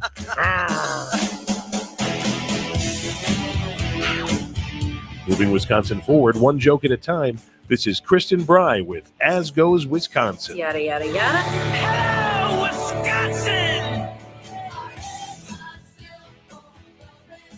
Hello, Wisconsin. I put my mic up and not yours. Who got you this job, Jane? Wait, I think it was you. Oh, well, welcome to the No Sour Haha Fun Time Power Hour. Whatever we're calling it. Someone else came up with something different recently that I was like, oh, that's good too. It's also shorter, but I can't remember what it was. But last hour of the week, we are very happy to be marching towards the weekend. Thank you for listening today. Thank you for your text so far. We have a very fun hour of light Friday type topics. At 1:30, Johnny Watermelon's gonna join us to talk about schmelting. I'm so excited. I didn't even know what this was. It's a thing. I now know that it's a thing, and It we're is a going to learn thing. more about what the thing is, because the story behind it is that now they're going to allow it under the Hone Bridge in Milwaukee. That is from what I understand from an article on Milwaukee.com. All right. Expands hours for schmelters. It's smelting. Smelting. But I like schmelting. I like schmelting It's too. just It makes it seems- sound Yiddish. It's more Wisconsin. Or German. One of the It's two. it's just more Wisconsin. All right. So we're going to talk about that at 1:30. But to kick off this segment, we haven't done this all week. It's been busy. It has been busy, but we have abandoned the New Yorker etiquette 194 tips and pieces of advice where they say how you should act. And so I thought we'd bring it back today to debate a couple more on whether or not we agree with them. There's one in particular that we're going to end with that is very New York, and I don't think is something that you or I have to. I guess. Well, you told your Jamie Lee Curtis story yesterday. Yeah. So maybe a little bit, but we'll get to that one at the end. But this is where we talk about some of the more interesting pieces of or statements. It's not advice. It's they are declaring this is how to act This is in how you should 2023. behave. Right. But the first one is don't tell people they look like other people. And I've heard that all my life. That to not do that? No, that I look like someone. Who do you get? You look like someone I know. But they never say, they don't say a celebrity. No, it's not that kind of comparison. And I just figure I look like a lot of people's second cousins. You look so familiar. Do I, it's like, okay, well, thank you. I don't know that's never. It's not that you sound familiar because people hear you on the radio for the last 40 years. Well, and that's where I get busted is when I talk. Yeah. But no, why is it bad to say you look like, I don't know, but Michelle Pfeiffer? Well, and I think it's, and I shouldn't talk. So I am very lucky in that most of the people I have ever been told that I look like are famous, beautiful actresses. Oh, well, that's what a curse. Yeah, for that's you. what I mean. So it's like, I've never been on the end of this where I was like, well, that was insulting. And are people doing that? Are they, walking up to people and saying, you remind me of Marty Feldman? Well, there was a person you and I both know that to me looked and also kind of acted so much like Michael Scott. From The Office? From The Office. And it wasn't Steve Carell. It specifically for me was Michael Scott. And I said that to him, and I don't think he took it as a compliment. Oh, dear. And so I think in my case, it's like Julia Roberts and and stuff like that, where it's like, it's always a compliment because these are women who are professionally beautiful, basically. And so, but on the other side of people who get compared to like character actors, is it a compliment? I don't. Or and it's just also just kind of like, I don't know. I think it can be, unless it's someone who is objectively good looking. I think you can potentially slide with that. Yeah, you could just, the other person may not take it as you might have think you like connected the dots, but for them they just think it's annoying. I think that's the piece of advice, that unless you really think that that's going to be a compliment, maybe don't tell them they look like your cousin, because they don't know your cousin. And your cousin could be a criminal. And you guess that too. And so I think I agree with this. Not that I've always abided by it, but I feel like this is... Just make sure it's a flattering comparison. I think that's a pretty easy thing to stick by. But then if you don't want to get in trouble. Yeah. Right? Yeah. I think that's fair. So just tell everyone that they look like supermodels. Or Julia Roberts. Let's just apply Julia all across the board. All right. So that was number one. Or I think we agree. This one's kind of funny. White people should always clearly pronounce 50 Cent. He's not fitty to you. Wow. I agree with that. See, and this will kill you, but when I was working at a different radio station. Okay. And you interviewed 50 Cent? No. But his name came up and I pronounced it 50. Okay. Because I did not know. And my then co-host corrected me and said, no, it's Fitty. And I said, really? Yeah. And I said, I'm not saying that. See, and I think you made the right call. Fitty isn't a word. Yeah, it's also 50. That's how he spells his stage name. It's 50 Cent. Yeah, it's 50. And so he couldn't say it. It's not spelled phonetically. And so I think unless you are, I think I agree that it sounds awkward if you say fitty as a stodgy white person. I don't understand word rules. But it goes back to, I think this was one of the ones from last week, which was mispronouncing things. And I had made the point of when people don't pronounce things with an accent. So when you say Ibiza and then someone corrects you and goes, it's Ibiza. You're like, that feels like one of those things to me. It's like, I'm just going to call it. It feels awkward coming out of my mouth saying fitty. Just call him Mr. Cent. Yes. All right. Next one. I don't know how to best in situations like this. So maybe this is good advice. To gracefully exit a boring conversation, merge with another chatting duo, then sneak away unnoticed into the hubbub. They'll see straight through, I'm going to the bathroom or I'm going to get another drink and I'm going to go make the rounds is a bit cruel. Well, what if there's no other chatting couple? Exactly. And what if they're all the way on the other side of the room? And so you're going to have to try and migrate with this other person over to these people so you can try and blend in and sneak away. I know. I don't think I get that I'm going to the bathroom or I'm getting another drink. First of all, I think both of those can be true. Those are legitimate. And I do think I'm going to go make the rounds is unless you know that person well enough to say, this is a social event. I want to talk to more people than just one person. Because I think that is legitimate. Like I was at a retirement party and I was having a great conversation with someone, but there was a ton of people there that I wanted to be able to talk to in the hour and a half that I was there. Mm-hmm. And that exact thing happened where it's like, how do I move around? How do I get out of this conversation? Not because she's boring, but because I have other people that I need to talk to while I'm here. Right. And I think I kind of did someone eventually came up, started talking to that person, and then kind of like shirked away. Or you could have just said, is that Julia Roberts on the other side of the room? Because she looks just like her. I'm gonna go see how much we look alike. Wow, that's crazy. But what do you typically do? I'm going outside for a smoke. That's a good one. That works. I'm a social pariah. Forgive me. I'll be back. But I don't see anything wrong with, I'm going to go get another drink. Can I get you one? Yeah. But then you got to go back if they say yes. Yeah, but then it's like, now I have to go talk to Julia Roberts because I missed my chance before.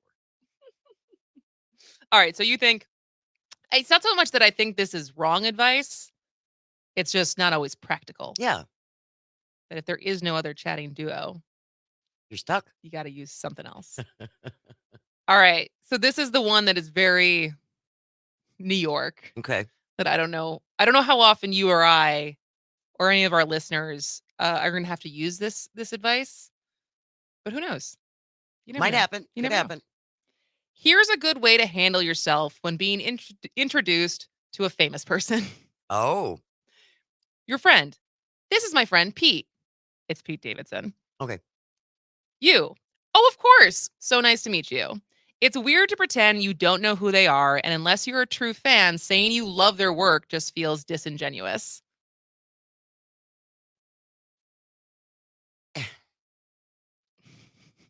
I mean, and this is what I say, it's kind of a New York thing or LA thing or whatever, as far as don't pretend like you don't know who the person is. But what if you genuinely don't know who the person Well, then is? maybe, yeah. But I think it's if you do. So don't, yeah. Okay. Well, sure. And then that's fine. This is the thing. It's like, it's being around, this is why celebrities are weird. So it's like, everyone's awkward around each other. It's like, it's such a weird thing to be like, how do I deal with this person who is universally known, but I don't know them as a person. But I feel like I know them. But they also might be offended if you pretend. Yeah, I feel like I know them because their love life is everywhere, and they're, especially comedians who talk about their lives all the time on stage. And so it's the interaction of how do we go about this and actually have a conversation, because it's very unbalanced of information of how much one of us knows about the other. And so there you go. Oh, of course. So nice to meet you. I think that's fine. That's polite. Yeah. And you don't gush. Who's the most famous person you've met? We didn't always meet in person. We talked to a lot of people, obviously, over the air and over the phone over the years. I got to talk to Vincent Price. I got to talk to Tom Brokaw. I met Bo Derek once. Ooh. Yeah, that really made me feel good about myself. She's adorable. You two, no one said that you two look like each other? No one has ever said, gosh, you look so much like Bo Derek. You could be twins. All right. Well, when we come back, Girl Scout cookies. I thought they've been on sale. Apparently, just now. It's time. Now it's time. What's your favorite Girl Scout cookie? Let us know. 844-967-2789. This is As Goes Wisconsin.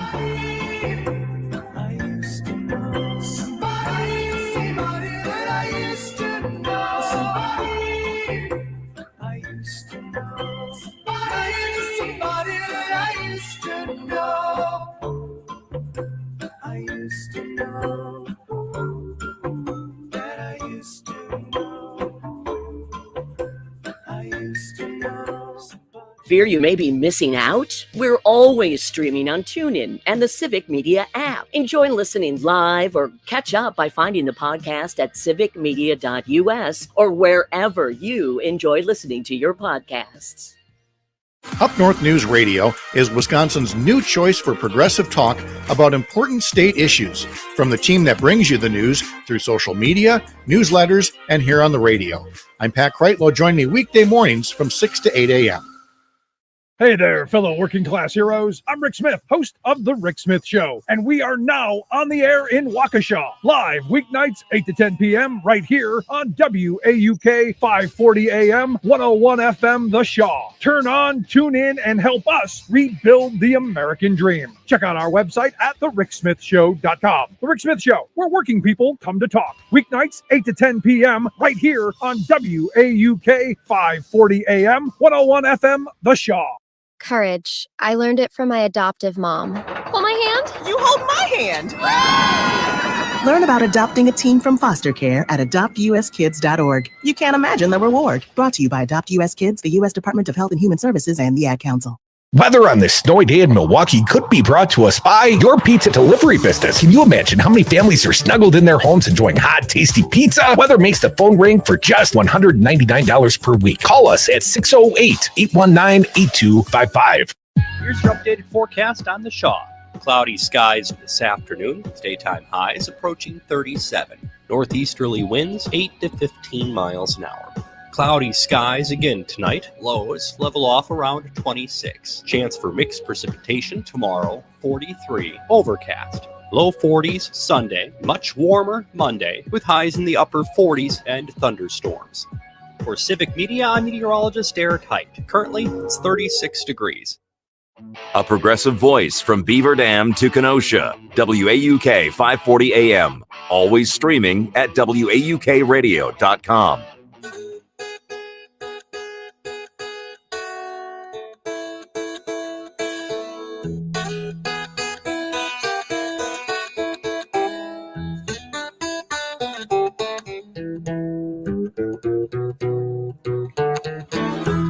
Chocolate on my fingers, icing on my lips, sugar diabetes. Welcome back to As Goes Wisconsin. I'm Kristen Bride. Jane Medair, did you find a Girl Scout cookie song? It is not a Girl Scout specific cookie song. It is the Oreo cookie blues. Oh, all right. Yeah. All right. Do you know that they now have Oreo stuffed Oreos? So that the icing in the middle is Oreo flavored? Like cookies and cream flavor? Okay. I haven't had them yet, but they sound really good. I haven't eaten an Oreo cookie in decades. I had an Oreo cookie last weekend. I also, this is the trash that I'm eating these days. Have not had Skittles all week, so. Well. I did finish off a bag of Sour Patch Kids, but I also had a craving for Chewy Chips Ahoy. Fair enough. Still very good. Very, very good. Highly recommend. I can make you some killer chocolate chip cookies. Can you, or do you like baking? I do like to bake. Well, we should, first we need to buy Girl Scout cookies, support the Girl Scouts. Yep.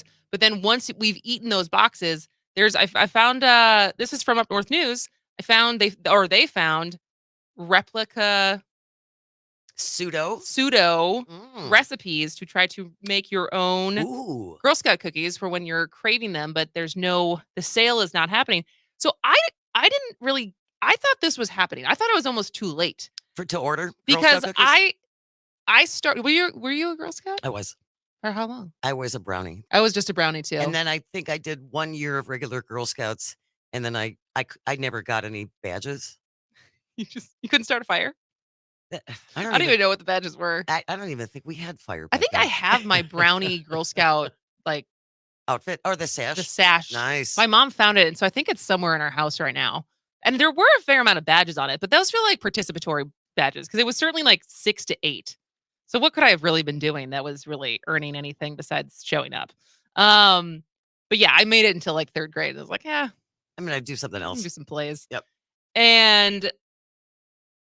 But I do feel like now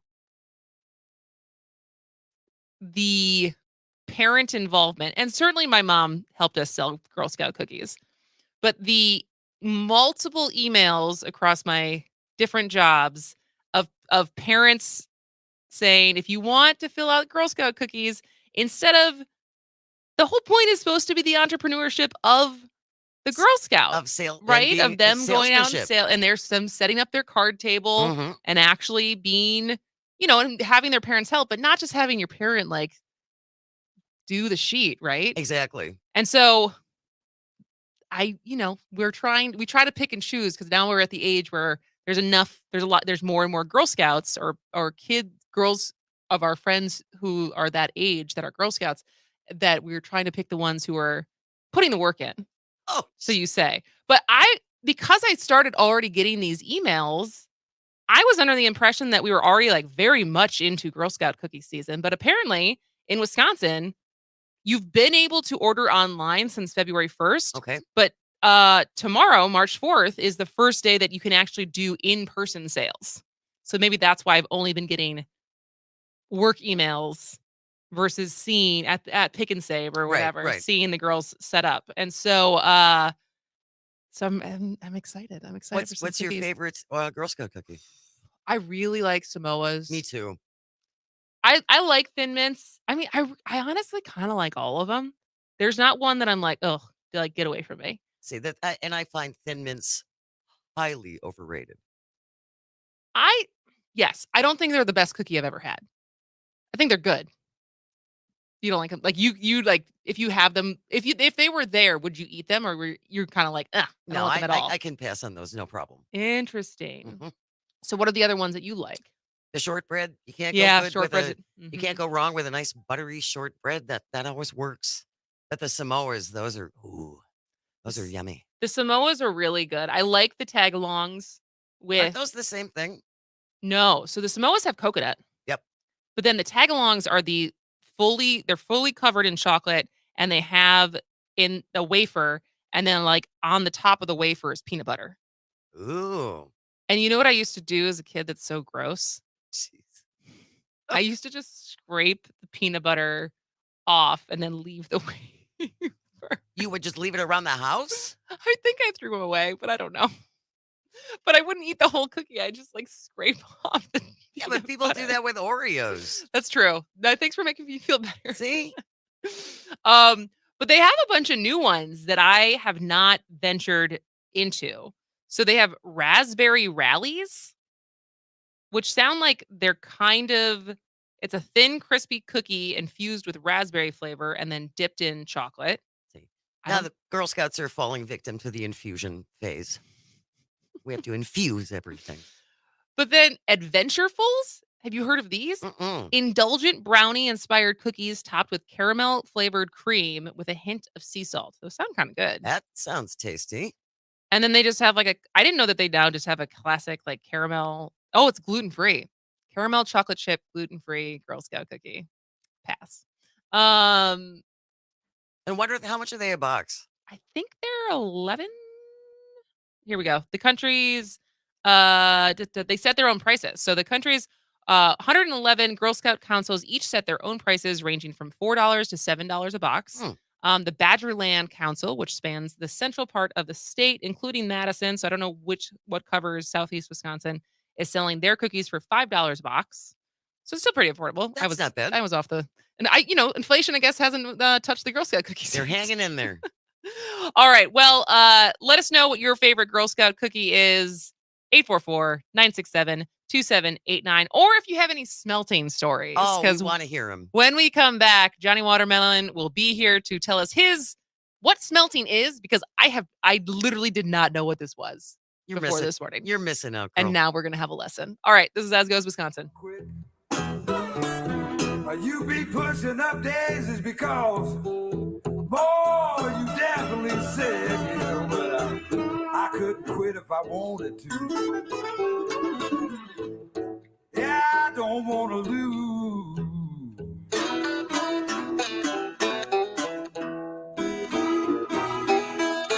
Well, I'm on your old cream sandwich.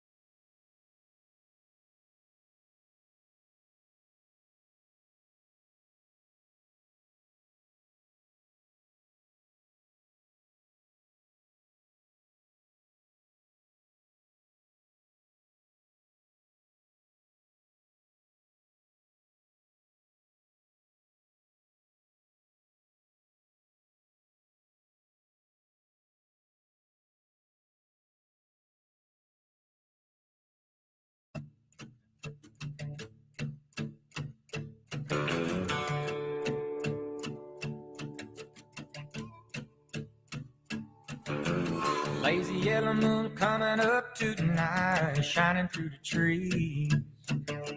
Crickets are singing and lightning bugs are floating on the breeze.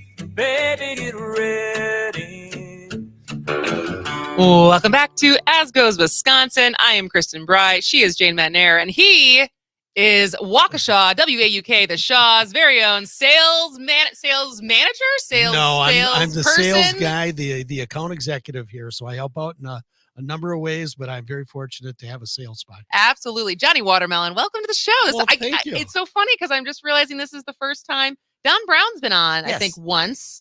But as many times as I've seen you sit through the window working on sales, Yeah, it's the first time having you on the show. We cross each other in the halls a little bit and see each other on the side of this big bay window here. And so, yeah, when you gave me the invite this morning, it was like, hey, do you know anything about smelt fishing?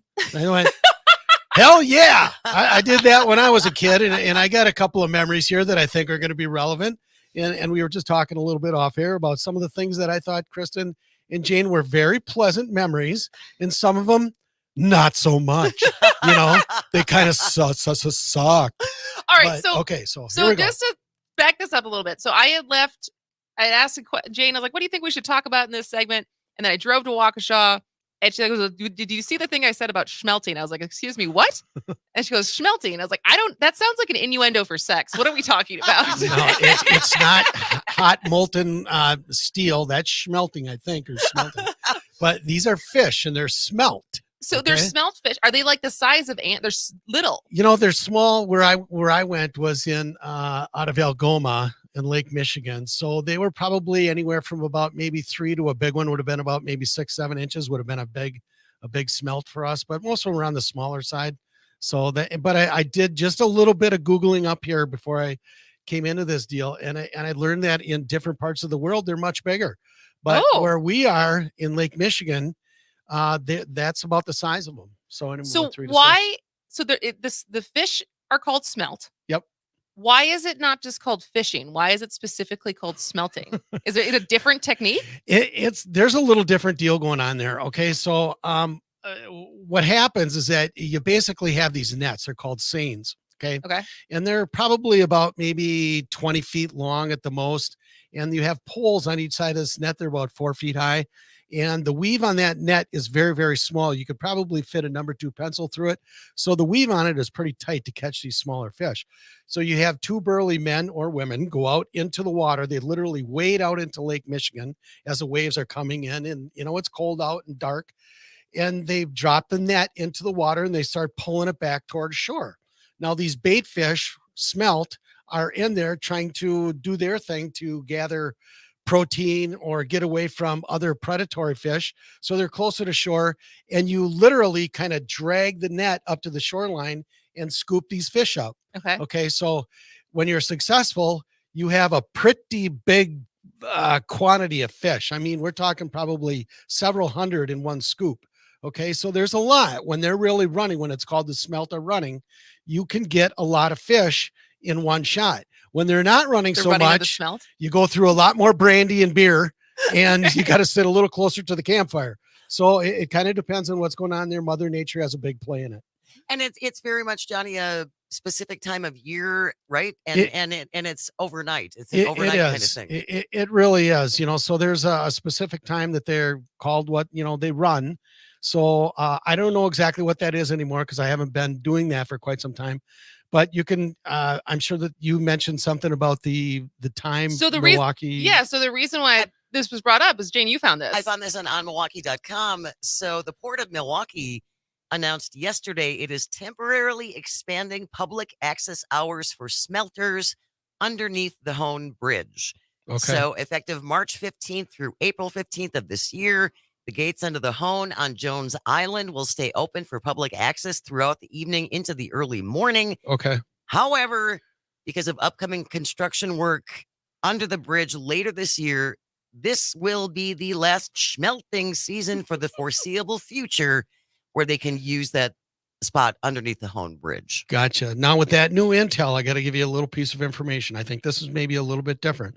When they're underneath in that bridge, kind of a confined river area, it sounds like to me, they're probably going to use what is called a dip net. Okay. So dip net? A dip net. Okay. Kind of like a a dip net. Let's just go with that. So it's a little bit different than the seine net and that drag net that I was talking about before. It's not 20 feet long. It's usually those dip nets are probably like 8 feet by 8 feet, and you just drop them down, and they kind of have, gravity just pulls them to the bottom. And then there's a big rope on there, and the guys, once the fish kind of congregate and go on top of the net into that surface water, they pull that net back up and they capture the fish that way. So that's a dip net. That would be a little bit different than that drag seine net. So, and Johnny, there are some very particular traditions associated with smelting, are there not? Well, thank you for leading into that, Jane, because yes, there is. Like I said, I had some of those memories that were fond and some that were not so fond. So I just want to go through kind of a checklist, and I know where you're going with this, so we'll just get that one right out of the way. It is a tradition in Wisconsin, and especially was back in our neighborhood, that the first one that you got, you bit the head off. Okay. Now, if you were too much of a chicken and you didn't want to do that, and you had bigger brothers like I did, they helped you. Okay. So they would. How does one help one bite the head off of a fish? Yeah, well, there's a couple of methods to that. Forcing you to do it. Yeah, that's really what helping. happens. Yeah. So what they do is they would take the fish and they kind of put it in your mouth like that, and the other big brother or your big brother would take your jaw and kind of snap it shut and help you out a little bit. And of course, they would rub your throat a little bit like a puppy taking a pill, and you would swallow that thing and you'd get all the nice textures. It was just a beautiful thing. Now, and if that is just a little bit too gross for you, there's another method there. I mean, you got the option. You could eat one whole alive. You could take it and put it in your mouth and swallow it live. And then you got that glorious feeling of it wiggling down your throat and into your stomach and doing the kind of thing. And if you barfed it up, my bigger brothers would help you with 2 instead of 1. And you kept on going until you kept them down. So it was probably just easier just to bite that off. Okay. So I just want to clarify this. Sure.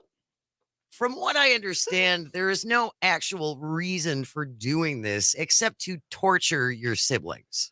Well, yeah, I think you're on target there. It's not good luck or anything well, like that. I think it's good luck, and it probably has something to do with the St. Mark's brandy that everybody brought along. So, I mean, if you get in a certain mood and you have a kind of like a ritual, I'll just swallow it. Yeah, I'll just do this thing, and then you get a shot of brandy, and you're off to the races.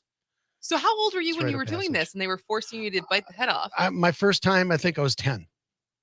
So yeah, I was about 10 years old. So, but you were saying before burly, so like. Well, my brothers were much bigger than me. Okay. Yeah. Okay. I mean, they were strapping young teenagers. So my dad had this ritual of like taking the kids out when they were old enough to go down to the beach in Algoma, because it was a big event. It would be dark, and you would have a little bit of camaraderie with the older brothers and my dad, and you would light this fire, and you'd have that case of beer there and a bottle of brandy, as I recall. Okay. And it was kind of an event. It was like a rite of passage. Okay. So that I remember those things being some fond memories, like, I got to hang out with the big boys. Yeah. Okay. So it was kind of cool, but there's other parts that weren't so cool. Okay. And one of them is literally taking your turn and dragging that net back up to shore. So you'd have one of your bigger brothers behind you, and you'd be in front, you'd be hanging on to that pole. Now you got to imagine Lake Michigan's kind of it's pretty wavy and it's colder than you know what.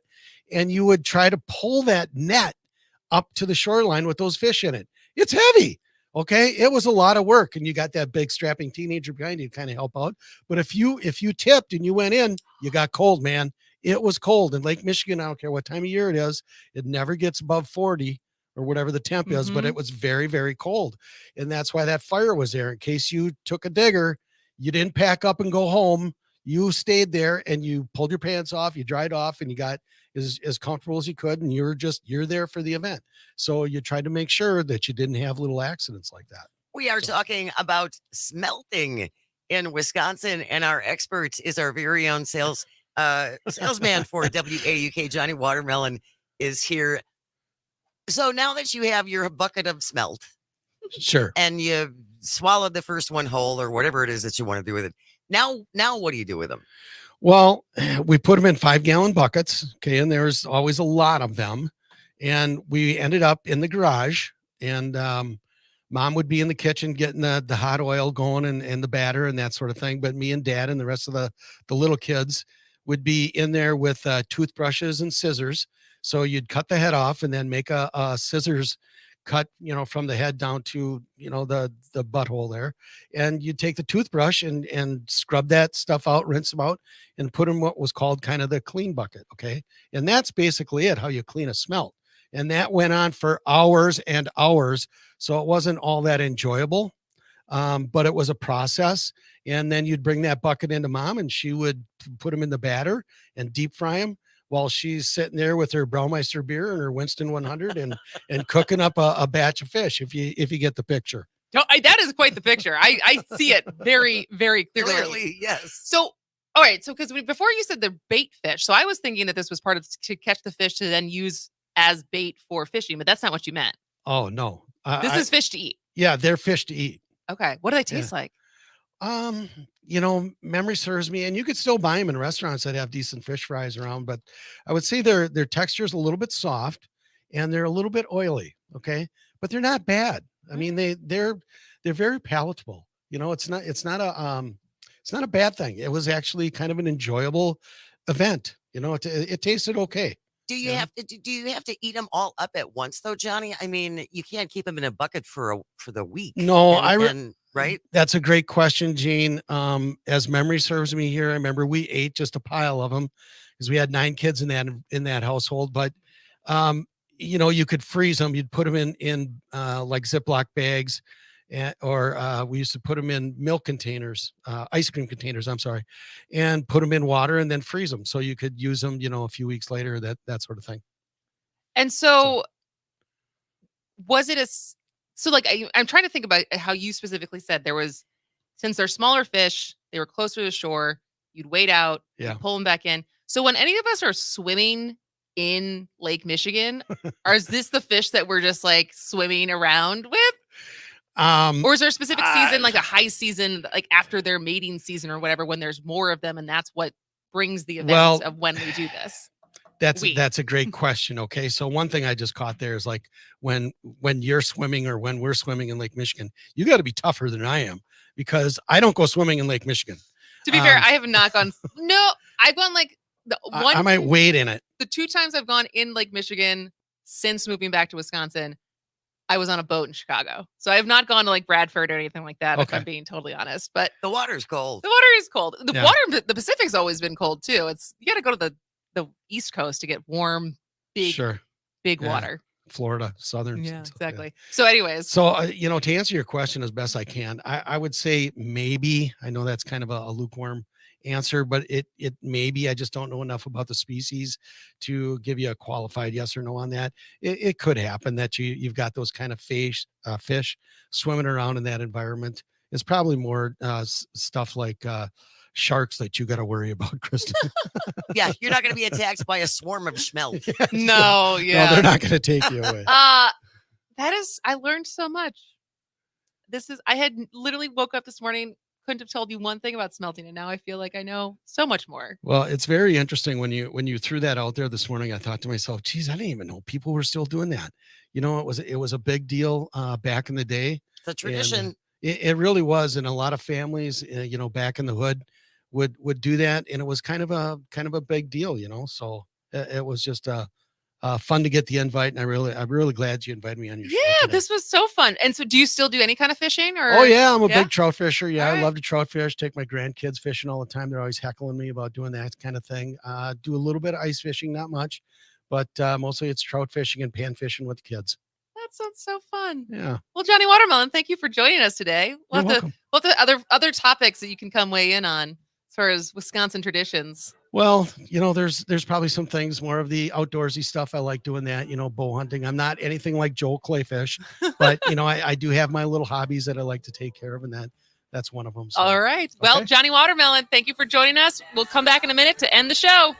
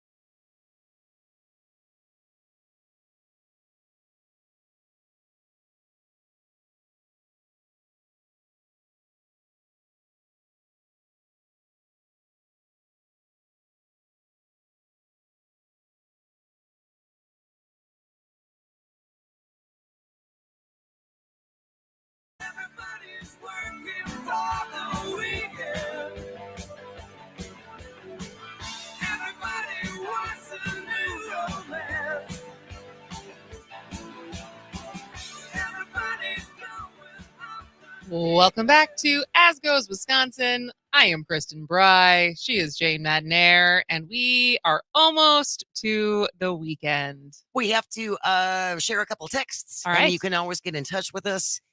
Either call or text at 844-967-2789. We were talking about Girl Scout cookies earlier in the hour, and texter from the 262 says, Kristen will get to try all the new flavors because I ordered them all, and stay away from my caramel delights. This is from your husband. And so apparently you know where the boundaries are now. The boundaries. Which one does he not want me to touch? The caramel delights, which I think is also the Samoa. They're similar. The caramel delights. Caramel delights. Anyway, it sounds like you have a wide variety to choose from. Well, that's exciting. I don't believe him that he bought. There's a lot of. There's a lot of different ones. There's 12 or 13 different cookies now. I don't think he bought that many boxes. Well, but I wonder too if all of them are everywhere. It is. It's Caramel Delight Samoas. Okay, that's so the it's full the same name. thing. Okay. He better have gotten more than one box. Then. Those are. Or you can talk to Fancy Brian. That's true. Fancy Brian's also his daughter. Daughter Darby is selling them, so we can get some replacements. And then we're just talking to our colleague here at WAUK, Johnny Watermelon, texter from about smelting. And texter from the 920 says, you have to have that watermelon guy on more. I really enjoyed listening to his smelt stories. He has a great way of painting a picture in your mind. He was really good. He was great. We should give that guy a show or something. That would be great. He says he's in. We can hear him through the through the glass. We are fortunate to have such great colleagues. We really are. And so I don't, what we need to do is a better job of like what Luke and those guys have coming up on their show. Because I always know they're after us. Chad's after us on WXCO. Luke and Brian. Usually, almost always Luke. Sometimes Brian. But Brian's got a lot of things. Brian's got a lot of things. Luke's got a great Rolodex of people who fill in that he shares the mic with. But I feel like I need to do a better job of asking them what's coming up on your show today. Because you know who's really good at that? Todd Elbow's really good at that as far as promoting all the other like the shows for the rest of the day if he knows if they have guests coming on. But all I can say is, I mean, it is always fun as far as Dueling Tangents are great. Yeah, Dueling Tangents is really good. Yep. And so, but yeah, no, we have Chad Holmes too. At Chad Holmes, we got a good crew over here as far as civic media and the growing empire that we have over here, which is pretty exciting. So, Jane, what are you doing this weekend? I have so much catching up to do. I would really like to get our taxes done. Oh, I don't see that happening. I have everything collected in my pile where it will sit. I would like to give my tax guy a break this year and get him in before like the 25th of March. So, but I hate dusting more than just about anything in the entire world. Do you hate dusting more than taxes? Yes. Oh, wow. Because taxes you can't write anything off anymore. So it really doesn't take that long to do your taxes. There used to be write-offs that would complicate things a little bit more. And Paul Ryan's big postcard, file your taxes on a postcard plan, which didn't actually happen, kind of took away all those deductions. But anyway, dusting is just one of those futile things in life that you do it and you do it well. And 2 weeks later, you got to do it again. It just seems pointless. It's interesting to me that they have not come up with something like with all the technology that we have. Like we're very close to a self-driving car. Like we have so many more advancements we have computers that fit in our pocket, right? Like, and there's not been something. I mean, do air purifiers help at all with how much dust is in the air that settles on your tchotchkes? Maybe a little, but there's so many things involved in that. And we're using, the furnaces are running now. And let's not forget a lot of these, disgusting as it is true that some of these particles that are floating around in the air are your skin. I know. Isn't that gross to think about? But that's true. I know. And so yes. So I will be dusting. Yay. And it's a laundry weekend and I need to do a big grocery shop. So we'll do that. And it's supposed to be pretty nice out tomorrow. I should get out and start cleaning up the garden. You and John Russell. Yeah. Gardening away your anger. Yeah, exactly. Gardening away the pain. What about you? Well, tomorrow is Mr. Michael Sampson's biggest event of the year. Uh-oh. The Shamrock Shuffle is back. Oh, this So is a huge thing. it is I think it's around 10,000 people. That blows my mind. And so people who live or have ever lived in Milwaukee in the last 14 years may be familiar with the day 2 weeks before St. Patrick's Day, where the Water Street, 3rd Street, Brady Street, and Walker's Point are flooded with thousands of drunk a-holes wearing the same shirt. Is that required? Do you have to wear the same shirt? Yeah, I think it's required. So basically, when you sign up for the shuffle, you pick a street that you're going to be on, and you get a lanyard and a T-shirt. And the lanyard, I think, and the T-shirt get you the drink specials at all the participating bars. Okay. And so, but it's fun because he always has a theme. I don't even know what this year's theme was, but one year it was like whatever kind of the zeitgeist popular thing is that year. So one year it was Marvel themed, and that was like we have a very, very talented friend, Kelsey Lawson, who is an unbelievable graphic designer. She's done all of the graphic design for As Goes Wisconsin. Oh, good. So we're gonna get her for our swag when Yes, we exactly. finally get some. So she always comes out with the T-shirt every year, and then there's like a space on the back to write your nickname or whatever your friends want to write. Cute. And so it's very interactive. That's But cute. that is tomorrow, and so that is a big. I was not able to help with handout this year during the week, so I'm on the shift for the 9 to 10 T-shirt handout for people who are coming in from out of town, because a lot of Wow. people come from Chicago and Madison Really? and people who don't live in Milwaukee, and it's his teenager. This is the 14th year. That's just And crazy. so it's funny introducing when people are like, "Oh, what does your husband do?" And I say this, and it's like the reactions are very polarizing. It's either people who are like, "Oh, I love the Shamrock Shuffle," or like, I think Maggie Dawn. Oh, She met her Mike. her worst nightmare. She was like, "I literally leave town on the weekend of the Shamrock Well, if you Shuffle because lived I cannot deal with this." If you live down there, it's got to be challenging. It's a lot of people. All right. Well, so yes, so we'll be having a very good time tomorrow, drinking green beer and in green T-shirts. And so I will be recovered by Monday, though, I promise. I know you will. All right. Well, we're handing it off to Luke and Brian, Dueling Tangents, the Chad Holmes Show. Thank you for listening. Thank you for calling. Come back on Monday at 11 when it will be As Goes Wisconsin all over again.